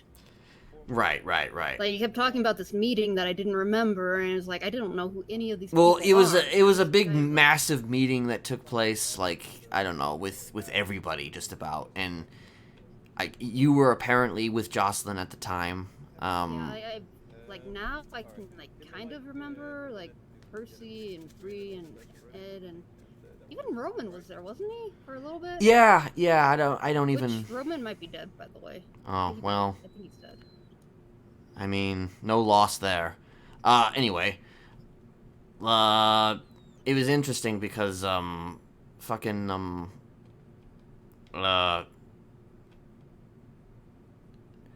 like, I didn't have an issue with you being there. I mean, I definitely raised some eyebrows because Jocelyn liked to just kind of do whatever Jocelyn liked to do, you know, which was the fundamental disagreement between the two of us. You know, we definitely butted heads on a lot of things. You know, she was kind of like the spoiled little brat, you know, child of the family, which is just the way it was. And the only people who really took issue with you being there were, you know, well, you know. Dahlia and Betty. Mm-hmm. And that's kind of when we, you know, were like, okay, well, we're going to have a conversation with him, and we're going to, you know, try and convince him to, you know, be quiet about the stuff that he learned at the meeting. And then, of course, one thing led to another, and then yada, yada, yada, and then, yeah. And obviously you know the rest. Yeah, the thing was, like, at the time, for me, I was just with these people, one of whom said that we were friends and you were, like, watching out for me when I couldn't remember fucking anything, and then the other two are, like, starting to fucking threaten me and talking about this meeting that I didn't remember. So of course I'm gonna get pissed. I mean, that's the thing about Honey and Betty. You know, they're very... So I've always been, and you know this obviously now, but, you know, you've known this for a very long time. I've been more... I like to hear people out more. I like to kind of, you know... I don't like the South Side mentality. Honey and Betty are very much more along the South Side mentality when it comes down to these things. You know, which is probably for the Yeah. best because, you know, I get you that. you need to Like- have people like that, I guess. But, like, I've never been one for that. So I can understand, you know, them doing that kind of pissed me off a little bit too. Because I just like, well, why are you guys doing that? But, you know, at the same time, it's just like, I kind of have to have that different kind of style. Because if I don't, then we just let people do whatever they want. Yeah, I think the other thing was I was still not really aware of. I still thought I was who, you know, I thought I was when I moved to the city, like with all the alien shit. So I was probably also under the impression that I could take care of myself, no problem. Yeah. When obviously that wasn't the case, because I got fucking shot in the legs and it took me down pretty easily. Yeah, I didn't expect that from her. And it's funny because she was blind at the time, too. So it was, you know... She's a very, very good shot, and her other sentences were definitely heightened. I mean, she did miss quite a few times, but, like, it's not like I was being quiet, running. True. And then, you know, that's just kind of what led to what ended up happening, you know, and... Yeah, but be honest with me for a minute. Mhm. Did you really make that decision on impulse? You hadn't thought about that at all before. I mean, I'll be honest. I mean, I've thought about that for a lot of different people. A lot of people that I think would have been... Because you talked about Wonderland or Neverland before the gun was brought out. I mean, yeah. Yeah. I mean, there's... Listen, I guess you could say I am the type of person, or I was the type of person who, at the end of the day, probably would have preferred that everybody go through the process because, you know, I had bad experiences my first time in the city doing this, rebuilding the Smileys, so to speak, and a lot of people I allowed in willingly, and part of me was always just like, well, everybody from now on has to undergo the process if they want to have anything to do with me. Obviously, that didn't happen with everybody, but when you ask me that question, I mean, the thought did come across my mind probably a few times. I mean, I probably wouldn't have done it if the thought hadn't crossed my mind a few times. Yeah, because you could have just as easily just like fucking shot me in the head and ocean dumped me. Yeah. But, you know, And I guess mean, I saw... can't swim, so like I would have just sunk Probably. to the bottom. But, you know, I see the value in human resources. And I would prefer that people remain alive as opposed to dead at the bottom of an ocean, you know? Mhm. And I guess that's, you know, Even when that tends to come back to bite you in the ass. True. I suppose that's my fatal flaw, you know, in not wanting to... I mean, I think at this point it's going to give you an advantage because it'll help you, like, with this whole change thing, you know? Right. Because, like, not wanting to actually kill people is a step in the right I mean, direction. yeah. Not wanting to kill people is definitely a step in the right direction, I think, in most societies. Yeah, you know, you just need to manage the, like, Hey, Vividry. master the whole not wanting to torture people or and brainwash them. True. And I feel like a kind of self-help group would be, you know, somewhat beneficial maybe with that, because you could hear different perspectives from different people and, you know, kind of, I don't know. Also, I have a very big beef with you, right? I mean, among how many... Fucking Barney song? Really? I mean, yeah. Barney, you know. Barney is torture, you brainwashed Kieran. me with a fucking Barney song. Barney songs are absolute torture, Kieran. I mean... Hey, listen, would you rather I used I love you, you love me? We're a bit... we're a happy family. I mean, at least you were somewhat original with your song choice, but Yeah. still. It doesn't change the fact that it's a fucking Barney song. Well, you know. I actually, after your first attempt, like, Odessa said something about he tried to do the thing, but he wasn't able to count all the way to 10. And that I just started looking up kids' songs that involve counting to 10, and then I found it, and then I had a complete nervous breakdown because suddenly all these memories were coming back to me that I didn't remember previously. And then I ran into Thomas at the vault and kind of was saying it. I was trying to pretend that I was okay, but I obviously wasn't. And then he came and found me at my quiet spot, and then... Why the fuck is Jose Santana calling me? Who? One sec. Hello?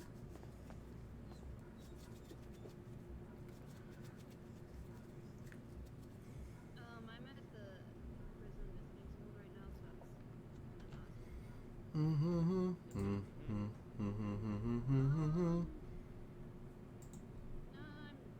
sure who all is around right now. Right. Yeah, sorry about that. Alright, so you first. He was wanting get violent. They're like multi-use really food. going at I'm it. gonna actually take my head down for a moment. Let's see how it is. Forgot that was up. Alright. What do you do with somebody ordering a pizza?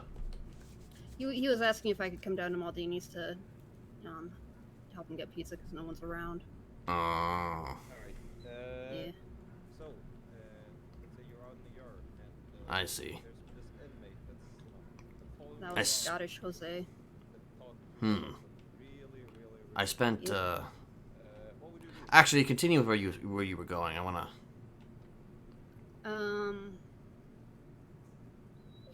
Yeah, well, Thomas followed me up to where I was at, and we just talked for a while about me remembering shit and all that, and Yeah, it kind of is. yeah, he's actually like really. Obviously, if you're forced to talk or hear him, if you really can't deal with it, then I mean it is Really what? kind of in the job. Yep, exactly. Kind?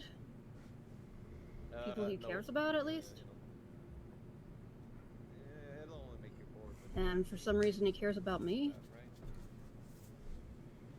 All right. Let's move on to the. I mean, he gives off that impression, surely. I mean, I hung out with him quite a bit. You know, he was, like I said, we've never I've had hung out with a him. bad time together. Yeah, I mean, I've been having really, really good times. Like, even if he has been holding a secret resentment towards me, he's never shown it.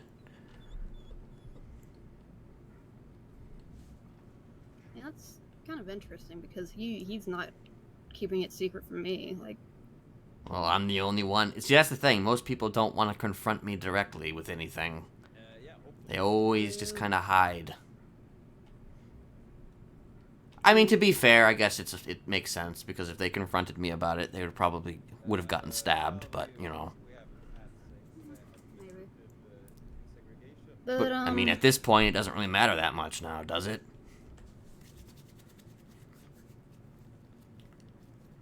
yeah, I guess not. I mean, if he wanted to have a conversation with me, you know, I'd be open to it. I'll never say no to a conversation. Well, I'll let him know. Yeah, he's probably gonna say something like, "No, I'll be too angry to actually talk to him. Why would I want to do that? You just need to center yourself, you know? You need to... Don't think of me as the guy that you have resentment towards. Think of me as somebody entirely that you have no real connection to, you know? I don't know.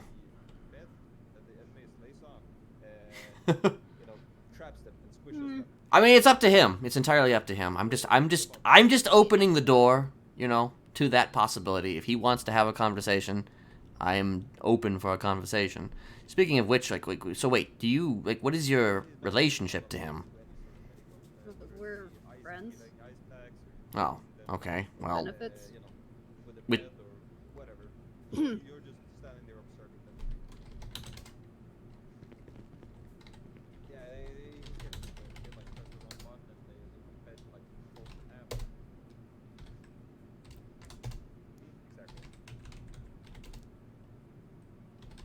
can't spell.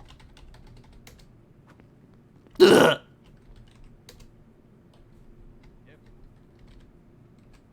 I like to let him shoot me up the ass. Ah! Ah! Ah!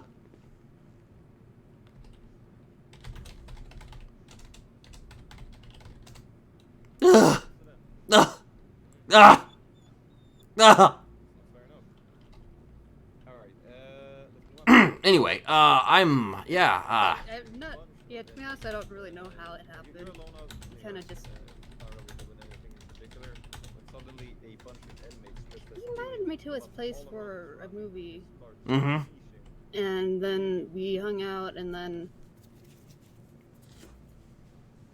next day, I said, "Hey, do you want to grab food and just like hang out somewhere?" And at one point, I just nervously stammered out, "Is this a date?" And he's like, "Do you want it to be?" And it kind of went from there. But he also says he's not emotionally available.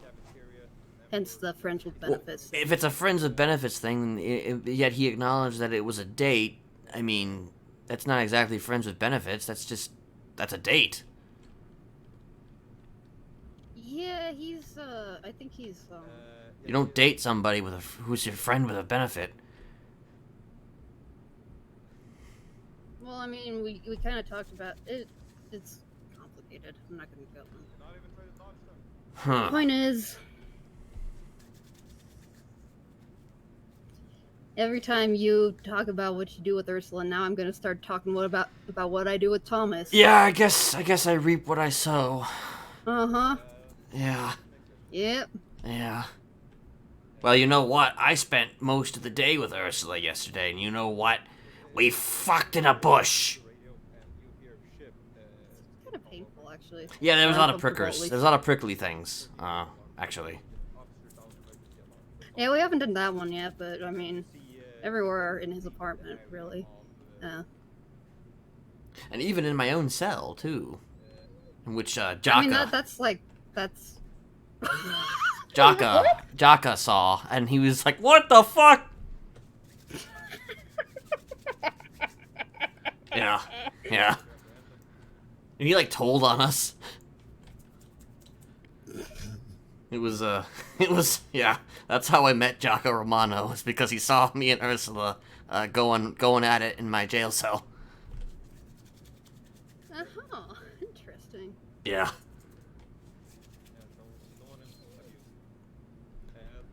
Let's say you don't have a lethal. Ugh. I actually was in jail a few weeks ago for attempted murder of a government employee. Except I Jesus. wasn't the one responsible. Like I was an accomplice. I just kind of was there. I met this guy who like rolls dice to make decisions, and he apparently rolled when someone asked him if he was gonna go kill cops, and he got a yes. And then he asked me if I wanted to join him, so I rolled and I got a yes. So Right. Yeah, of course. So you just do whatever. You just roll the dice and decided to just do that? The fuck? Yeah, imagine me rolling a dice, you know. What? Sounds fair enough. Yeah, that's exactly what I did. Right. You Right. be a command member. Right. Mhm. And you Huh. really need, Interesting guy. what would you do? Well, you know, if you were here, you wouldn't have been able to catch me because, you know, I was in AdSec for 20-something fucking years. Yeah, no, I just talked with Honey and Betty. Oh, Hmm. yeah. I haven't seen them, actually, since I got out. That's a lot better. They've been, keeping to Probably themselves. in their self-fucking. Probably. You know they're married? Yeah, I think they told me that. Yeah. Yeah, they got married, Yeah, I saw them like. Alright, let's move on to the next one. It was actually the You 4th of have an July. inmate in custody, Hmm. when you In the see another morning. person running well, through- currently their trials or their cases are in continuance, so... Yeah, So let's say you're just out in the yard, you have somebody cuffed up because they Actually- punched somebody, or punched an officer or something. Honestly, I think that they should be part of this group as well, but, you know... Standing there talking to him behind you, and then they comes and pulls up your gun. yeah. I mean, like, then you would definitely need like supervision because like otherwise, For sure. like even with supervision, I feel like Hayes is gonna be like, oh, they're definitely recruiting. Like she could be like right there watching, and she would still be sus. Sure. Yep, you do. But I mean, it's, you know... But then again, she People might are just gonna be watch and make sus comments. regardless of... no matter what I do, people are going to be sus about it. I mean, it's just the And way of the Thomas land is at this still- point. I mean, Thomas still thinks that like Yep, that's a very important step. there's a possibility that you have some like secret word that you could say, and it would like suddenly Why- put me back under your control. Like he would make sure there was like a back door or something. You know, the whole point of release is that it is release. You know? I mean, yeah, but that's not gonna stop people from being paranoid. I mean, people are gonna be paranoid for sure. There But, isn't you know, a back door, right? No, there's no back door. I mean, the back door is me putting you back inside the fucking house. That's the back door. Yeah, that's not gonna happen. Yeah.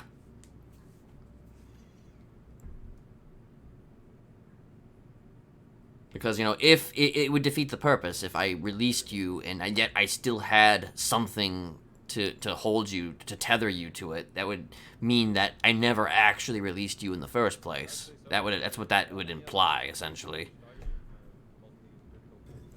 And I'm a man, you know, I'm many things, but I'd like to consider myself a man of my word.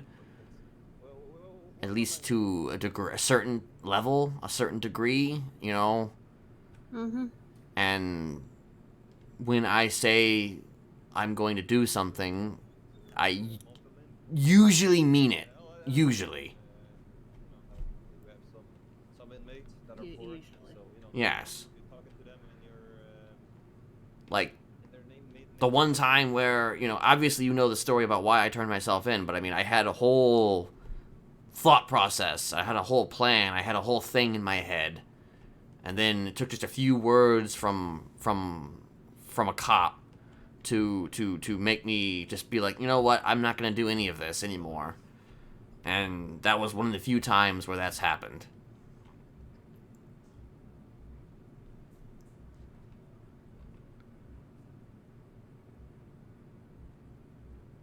But outside of that, to have here in the prison. I traditionally, got distracted by water. fucking twatter. Always try to. Yeah, well, I saw Bree's name and I was like, what's going on? But it was just dumb stuff. Mm, Oh, Bree doesn't actually remember anything. she doesn't. Apparently not. At least she didn't Sounds good. a few days ago. Interesting. Number one. I wonder why that Don't is. know what. Number one. Maybe she got lotion dumped or something. Alright, Hmm. Maybe she hit her head. let's say you were On a guard. How many hours would you be able to Sand King door or something.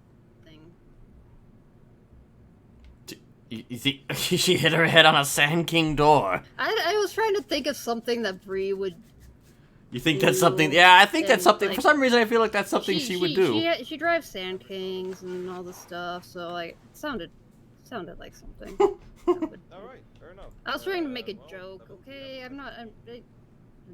Listen, it's the attempt was made, okay? That's what An attempt matters. An attempt was made.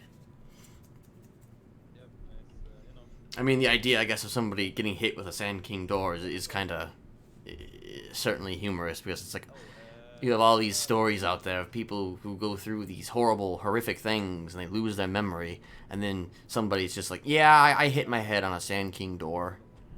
You know, that would be original and also unexpected, Speaking of losing in my opinion. So you know the whole thing with me losing like 32 years of memories and all that. Yeah. And people were saying like Hannah Baker Oh, and saying you're Seaside. almost a shithole, but I mean, it's like, it's Mm-hmm. You know what happened last Friday? What happened last Friday? I got kidnapped to go to Toledo for a bank robbery. Hmm. Appreciate you coming here. One of the guys, they weren't very All right, here. like they were wearing masks and stuff, but like In here and, having there was this- one guy that everyone else kept calling Benji, Yeah, we Hmm. got, and we got, food lockers, we got, yeah. Do light- you know any Benjis? I don't know shit, Or know Benji, of? go hungry, that's for sure. but the only Benji I can think of is Benji Ramos from Seaside. Mm-hmm. Oh, That's great. what everybody else has been saying too.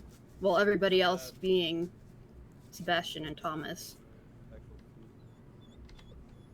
food. Well, I mean, And he knew me. I'm not- I was just like, right there He for us, knew my name. He talked to me as if he's known me for a while. Or known of me for a while. He kept talking about watching my Yeah, right, there progress you in go. the city. watching your progress in the city. All right. Also brought up the we'll fact that get my back at you. voice sounded We'll different. send you an email whenever everybody's Hmm. through it and decided, right? Which, if he was talking about that vocal cord Yep, surgery I you got too, back David. in like May, David, then that's you have a good one. quite a Bye-bye. while ago that he met me or first heard me speak. Interesting.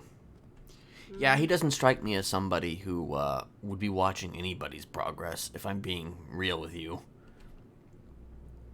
Yeah, so I don't know if he was just like bullshitting me, but he definitely knew me Hmm. or knew who I was. I mean, it depends. So you can't identify anybody else he may have been with?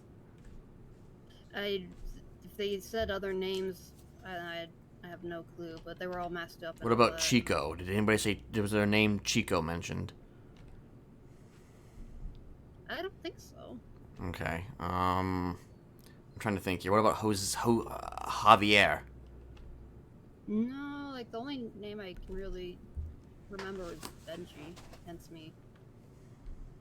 Okay. So they were being About very careful about name dropping. Apparently not him. Not though. really, because they said his name like Yeah, they did say his a name. dozen times. He is actually, I guess, I think he's the leader of Seaside, if I'm not mistaken. Huh. I've only met him once. But it was it when it might have been when I was shouting, a certain utterance, out loud, resulting in us being shot, hang on, you what? What? Well, you don't know about this? What? But maybe, but Where you at, cuh? Where you at, cuh? Seaside, I'm right here, cuh. I'm right here.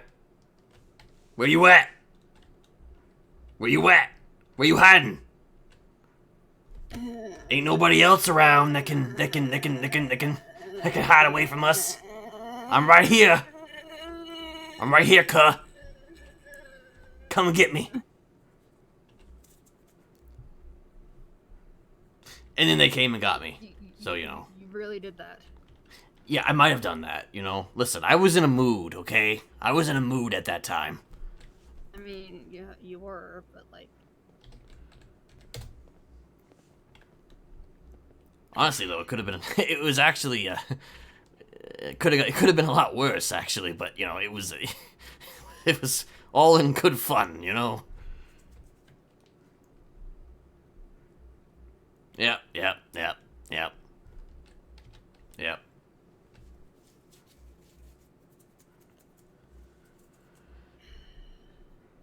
Good times. Good times.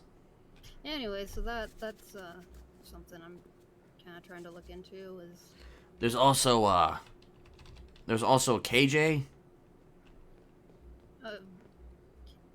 Carl Johnny Black or whatever. I believe so. I see him in the yellow pages from time to time when I'm looking for a therapist. Like he has some kind of thug therapy thing.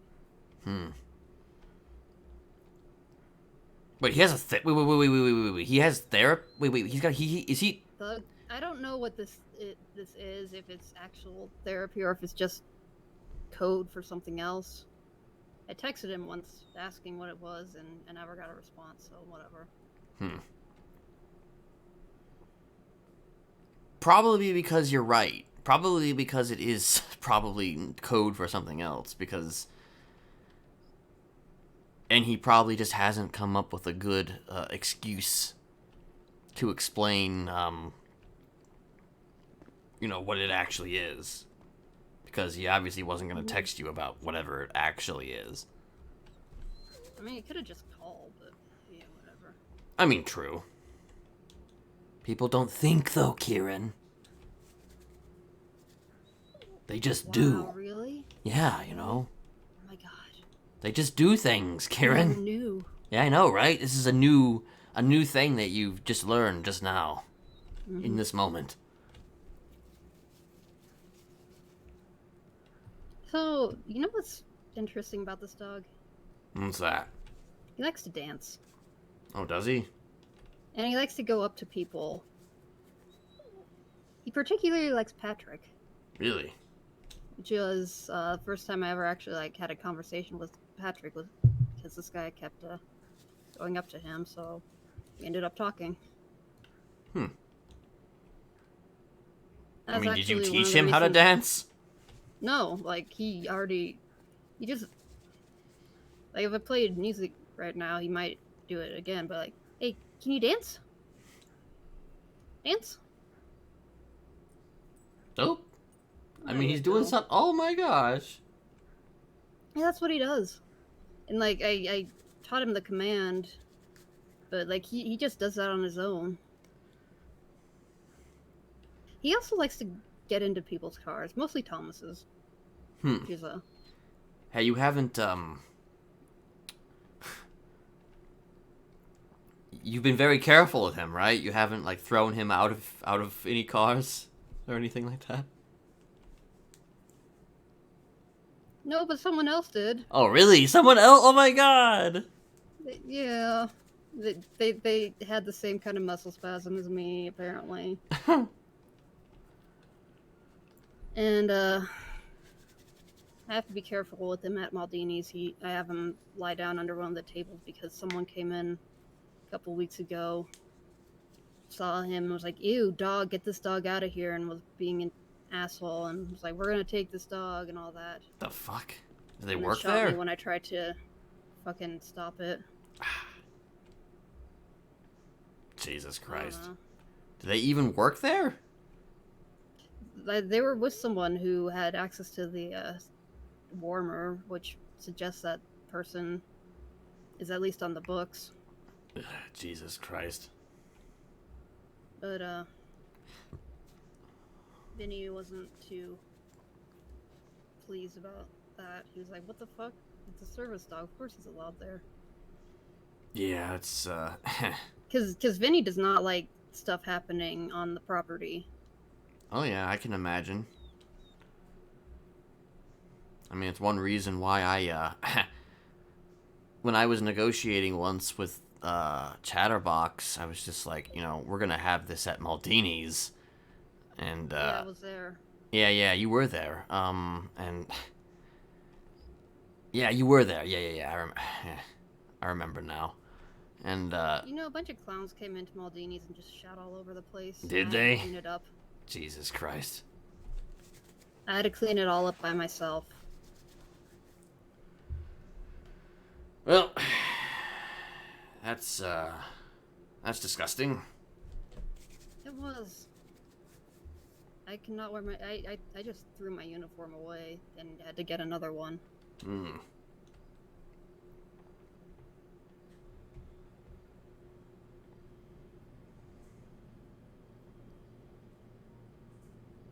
So unsanitary. I do have the thought maybe that it, They got chased out by chain gang, but Oh. it was still just I see. not a good day. I might try and get a job at fucking Shrugway. You didn't want to work there because it's like, Yeah, I didn't really want to work there because I think it would taint the food, but I mean, I don't think anything could ruin it for you at this point.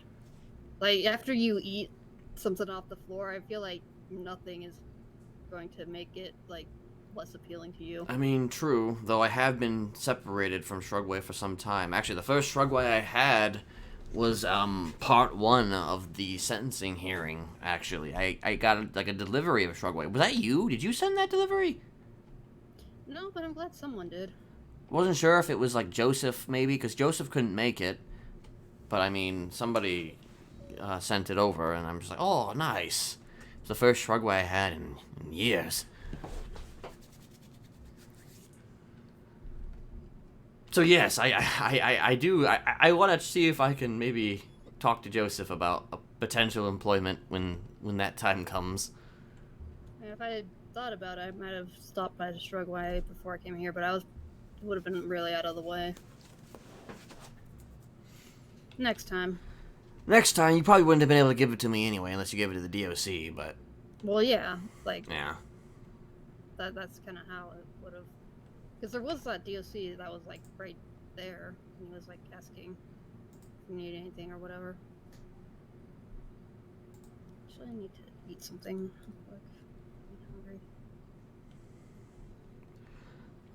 I'm probably gonna have to head back to my cell here shortly. But if there's anything more you want to discuss, you know, Gonna have dreams of whatever it is you dream about these I'm gonna days. be dreaming hard about a nice 30-ounce steak.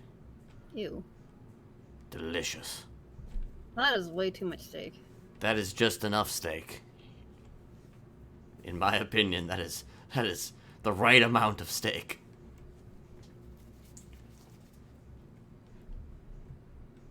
Maybe I could, That's- if I were, you know, if I could dream a steak up like that, you can feed it, you can give it to a little bit of it to Gangsta Bear, you know? Does he enjoy a nice steak? I try not to give him people food because like Hmm. he might start like that, like he would start expecting or like being hopeful for it, and like he needs to be, you know, focused on what he's doing. Right. Although he has extremely good focus, so like he doesn't really get thrown off by any of the stuff that happens around the city. So Well, good. Make sure you keep that little guy safe. believe me, I told Thomas yesterday if he ever hurt Gangster Bear, I would kill him. But I know Thomas isn't going to do anything just like that, you know?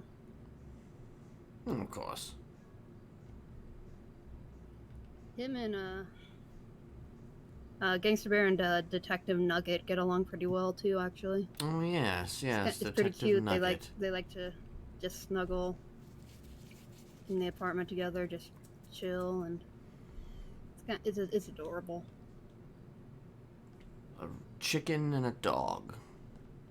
Yep. Interesting. All that comes I to know mind is an episode of Friends. Did you never? Did you never watch those like videos on YouTube of like the unusual animal friendships where like you have like dogs and chickens, or like a dog and a lion, or like dogs make friends with like pretty much everything under the right circumstances. I've definitely I've caught a few of them. Yes, yes. You know, there's definitely some adorable videos from our furry friends. Yep. You know, I might want to get a poodle. What do you think?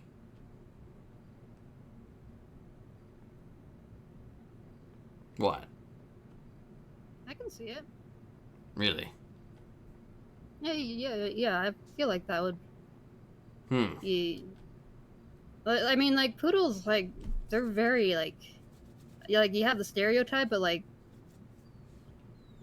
I've met a lot of poodles that don't really fit under that stereotype. It's really just a haircut, and like poodles are really smart, and I've met some really amazing poodles in my time. Hmm.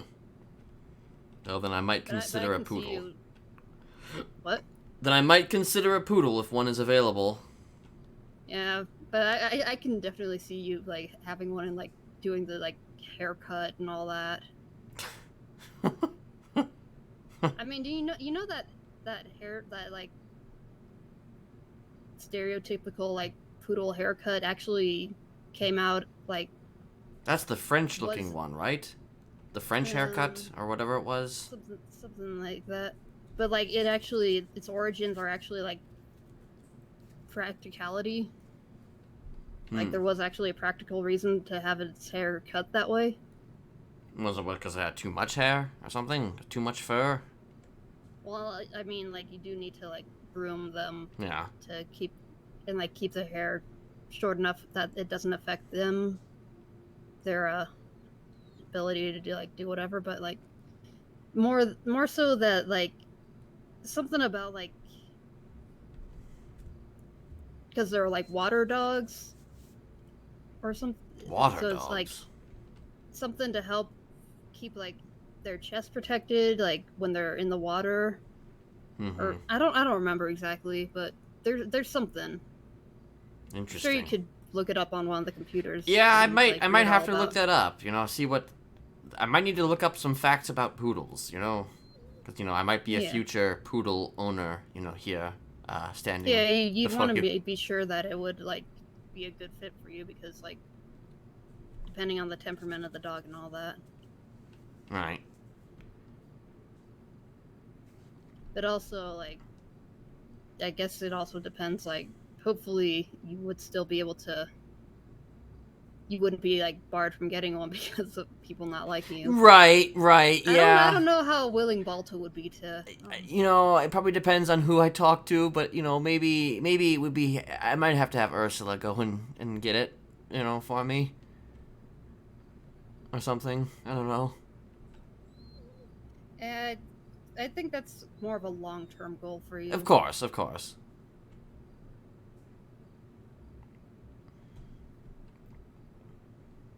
You've never really struck me as like an animal abuser, so I think you got that going for you. No, I've never hurt an animal. I don't even like hunting, Never? Kieran. That's actually a very Like ironic. not even like self-defense. I mean, yeah, of course, self-defense. Yes, I have killed a few mountain lions in my time, for self-defense purposes. I mean, that goes without saying. But I've never actively hurt any animals. Like, I've never actually done that. Yeah. It's I don't even hunt deer. I don't even do that. Okay, I do fish. But I mean, I have never hunted any of the deer here in this state. Yeah, I know. Despite it being very lucrative and good way to earn money. I mean, yeah, sure, it's a good way to earn money, but I don't want to hurt those poor animals. Which is very weird coming from me, I think. But I mean, there's like a difference between people and animals, I feel like. And yeah, trying to there is figure a out difference. Why you're okay with hurting people and when you're not okay with hurting animals, I think is an important thing to Well, yeah, because at figure least a out- person knows why they're being hurt, you know. Animal doesn't know why they're being hurt. Well, I mean, people don't always know either. I mean, true. But they have the very least they have the understanding. They can come to an understanding of why something is happening to them, as where an animal does not have that luxury. Yeah. You know, he's a huge fan of Kiki. Wait, he's a huge fan of what? Kiki. Really? Yeah, she's actually taken care of him a few times. She's a vet. Oh. Yeah, I'm definitely not going to be able to buy from them then. Well, she doesn't work for like a sales like thing, but you know. Yeah, you'd probably be better off working with Polito Pets than the Humane Society. There's a humane society? Yeah, that's what Balto works Huh. with or runs or something. Interesting. Yep.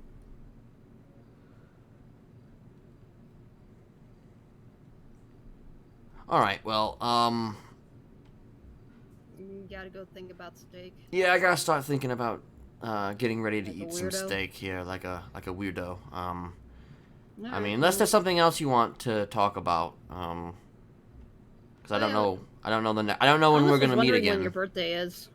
You were wondering when my birthday is? Oh, Thomas was wondering. He's trying to put together a profile. Okay. And you just Like I want to said- come to me directly and be like, I'm gonna help contribute to this profile.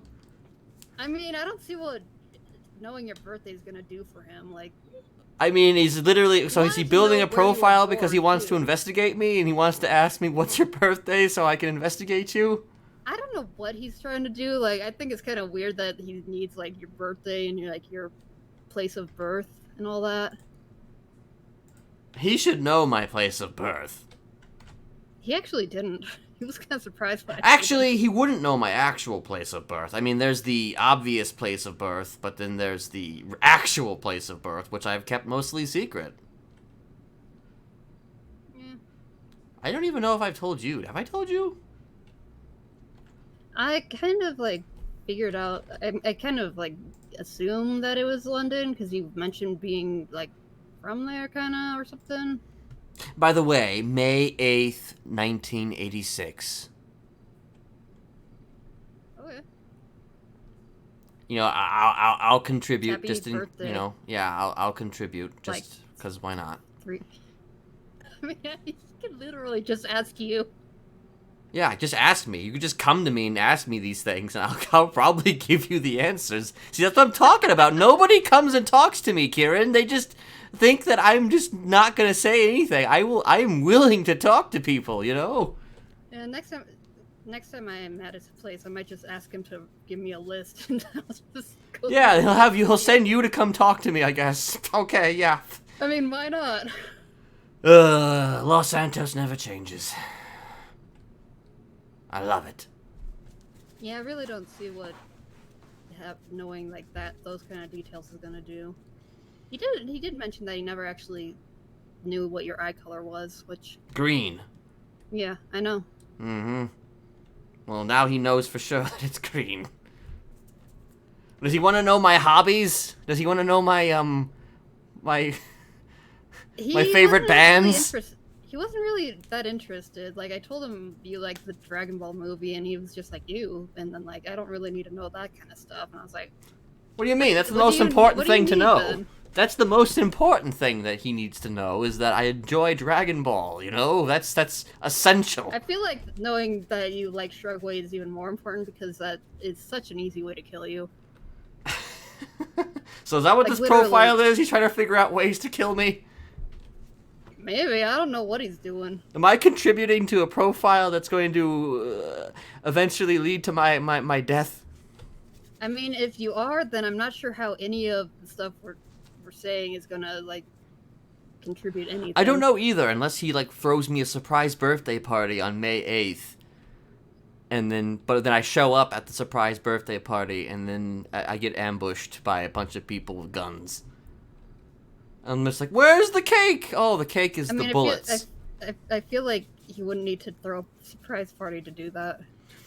Yeah, I don't think he would need to throw a surprise party either. He didn't really tell me why he needed all this, so I feel like there's something else going on here. But probably. I feel like this. I mean, really if I'm just gonna anything. put this out there now. If I get out of here, and I have any inkling that somebody's gonna try and come at me, I'm going to disappear. I'm just putting that out there. I'm going to disappear.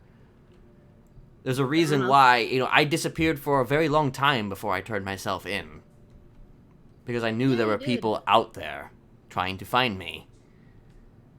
When you leave a fucking note on my door saying you are not safe, I'm gonna be like, you know what? Okay, I take that threat literally, so I'm going to disappear, which I did. Yeah, where even were you? I was hanging out in the woods for a while. I was also dressed up in a certain way, which, listen, I'm not gonna tell you how I was dressed up, because... Is it that outfit? I'm not gonna tell you how I was dressed up. Like Hi, I'm Jason McKenzie. See? I mean, Jason McKenzie, that was... I burned that when I talked to Posey, but... Wait. With the What? Chad. I don't know what you're talking about, Kieran. I literally... I cannot confirm anything. That actually brings up another question, real quick. Are you still gonna do that whole, like, confessing to everything and, like... No. Please, all the details? Oh? I mean, that time came and went when, they decided to not... You heard him. No. Wait, what? I don't... I don't know what... That was Jane. I don't know what she said. Yeah, I didn't catch it either. I heard, like, the word hurt, like, hurt them or something, and then no, and then I don't know. That's just Jane, That's just who she is, Yeah, I talked to her some when I ended up in prison. She's interesting. She's a very interesting Yeah, apparently person. she stabbed Fauna at one point. Interesting. Yeah, I was gonna say one more thing. Like I said, I'm open to a conversation with him. Like, if he wants me to give him information for a fucking profile, you know what? I'm down for it. yeah. And I have a suggestion, like, you don't have to take this, like, it's literally just something to think about. Like, whatever you do, your life, whatever. But it may come across as a good faith gesture if you still offer to do that whole thing of just saying everything that you did. I might say everything that I did, but it might be under different contexts. Because at this point, it doesn't really matter. Because Exactly. The deal was that I wanted to make a better deal, and then I would have confessed to that. And then it didn't happen, so... And that's what I'm saying, like, good faith gesture. We'll see. Show that you're still willing to, work with them. I think it might help. And if nothing else, you get your story out there and whatnot. True. We will see, though. I guess my one concern, though, is that are they going to be able to charge me with... Because, I mean, I was only charged with, like, a few things. So it's just, like, I don't know if that would suddenly open the door to them charging me with all the other shit. So that's why I'm a it's little something bit... you'd want to, like, work with your lawyer on or something. Yeah. I don't know. Like, make sure you're set legally and just be like, okay. Right. You know what? Fuck it. Here we go. Here's all this stuff. Perhaps. This is something to think about. Perhaps. Yeah, maybe. Anyway, I'm probably gonna head... I'm gonna head to my cell. Yeah, go think about your. I gotta think about your some nice juicy steak. steak. I hate the word juicy when it comes to steak, but yeah. It just weirds me out. It's just not my thing, but whatever Okay. you like. Hey, listen, you can order a steak without the juicy stuff. You can get it without the sauce or whatever. You know, it still works. Yeah, I know. Ugh, steak is a steak, Kieran. Steak is a steak. It just doesn't appeal to me either way. I don't know. I'm weird. I know. Get some ribs instead. I don't know. All right. Yeah. Yeah. Just call if you want to talk again. Will do. Yeah. All right. Well, Oh, we will speak again. You say goodbye, Bear? Bye, bye, bear. Bye. You dancer. You dancer. Tiny dancer. Alright, see ya. All right. See you around, Kieran. See you around, gangster.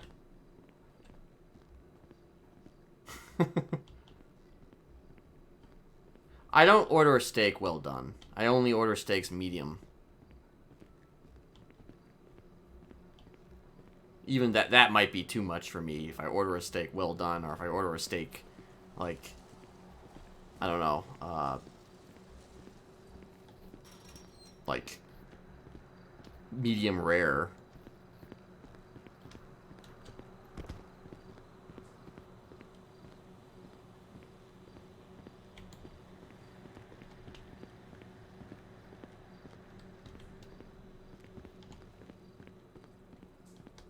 I only order a steak. I don't order a steak medium rare, though. I order a steak medium, so it's like just above rare. Or under rare, rather. Though I'm not opposed to the idea, I think, of having a medium rare. I mean, honestly, having a steak rare would actually probably be a nice, a nice trip, you know?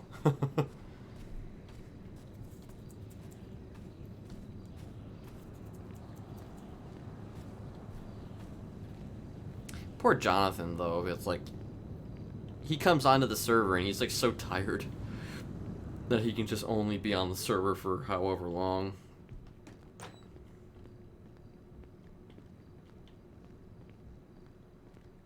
And 100% dead. Oh, because Rare's not dead? So you think that because it's a little bit alive still? Listen, you know.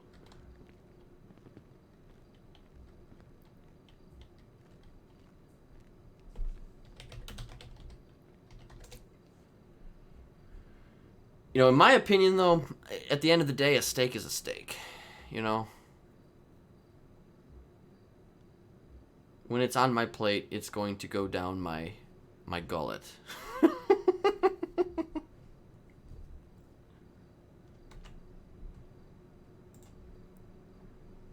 Alright,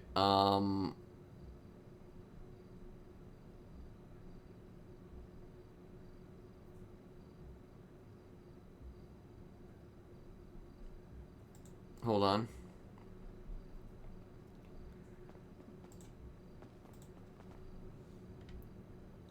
There is actually one other person. I kind of want to reach out to Tessa at some point, but like, I don't know.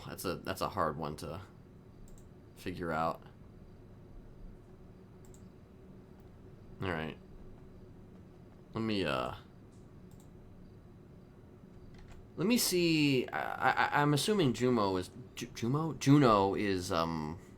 streaming, so I'm probably gonna send it over to Juno. Probably gonna send it over to Juno.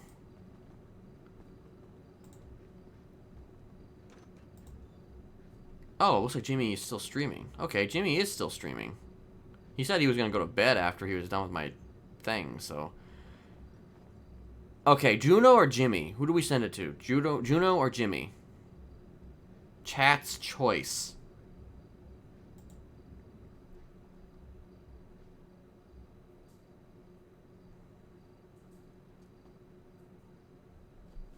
You know what? I will. If I can remember how to fucking do it. Okay. You know, we didn't actually decide what the roles were going to be. So I'm going to do that again. Okay, 1, we choose Jimmy. 2, we choose Juno. Alright, so let's do that one more time.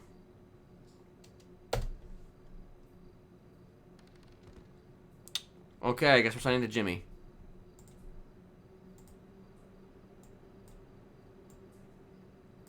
Although, I don't know how much longer he's going to be around, but... Because he said that he was going to go to bed after he was done, but...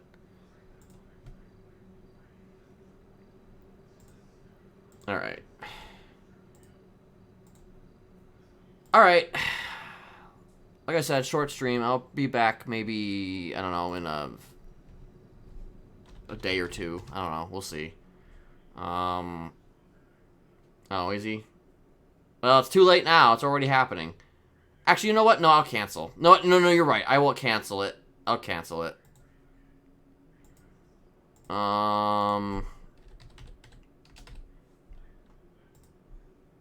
Okay, I guess we're sending to Juno. Alright, well, I'll be back in a day or two or whatever, and we'll continue with more fun shenanigans. Actually, I'll definitely be here Wednesday because, I think probably Jonathan and Kenneth are going to be talking about this idea that we want to kind of expand and explore a little bit in regards to this quote-unquote self-help group. So we'll see where that goes, if that goes anywhere. It's probably not going to go anywhere, honestly, but, you know, it's worth a shot. Anyway, peace out, everybody. I will see y'all later. Bye-bye.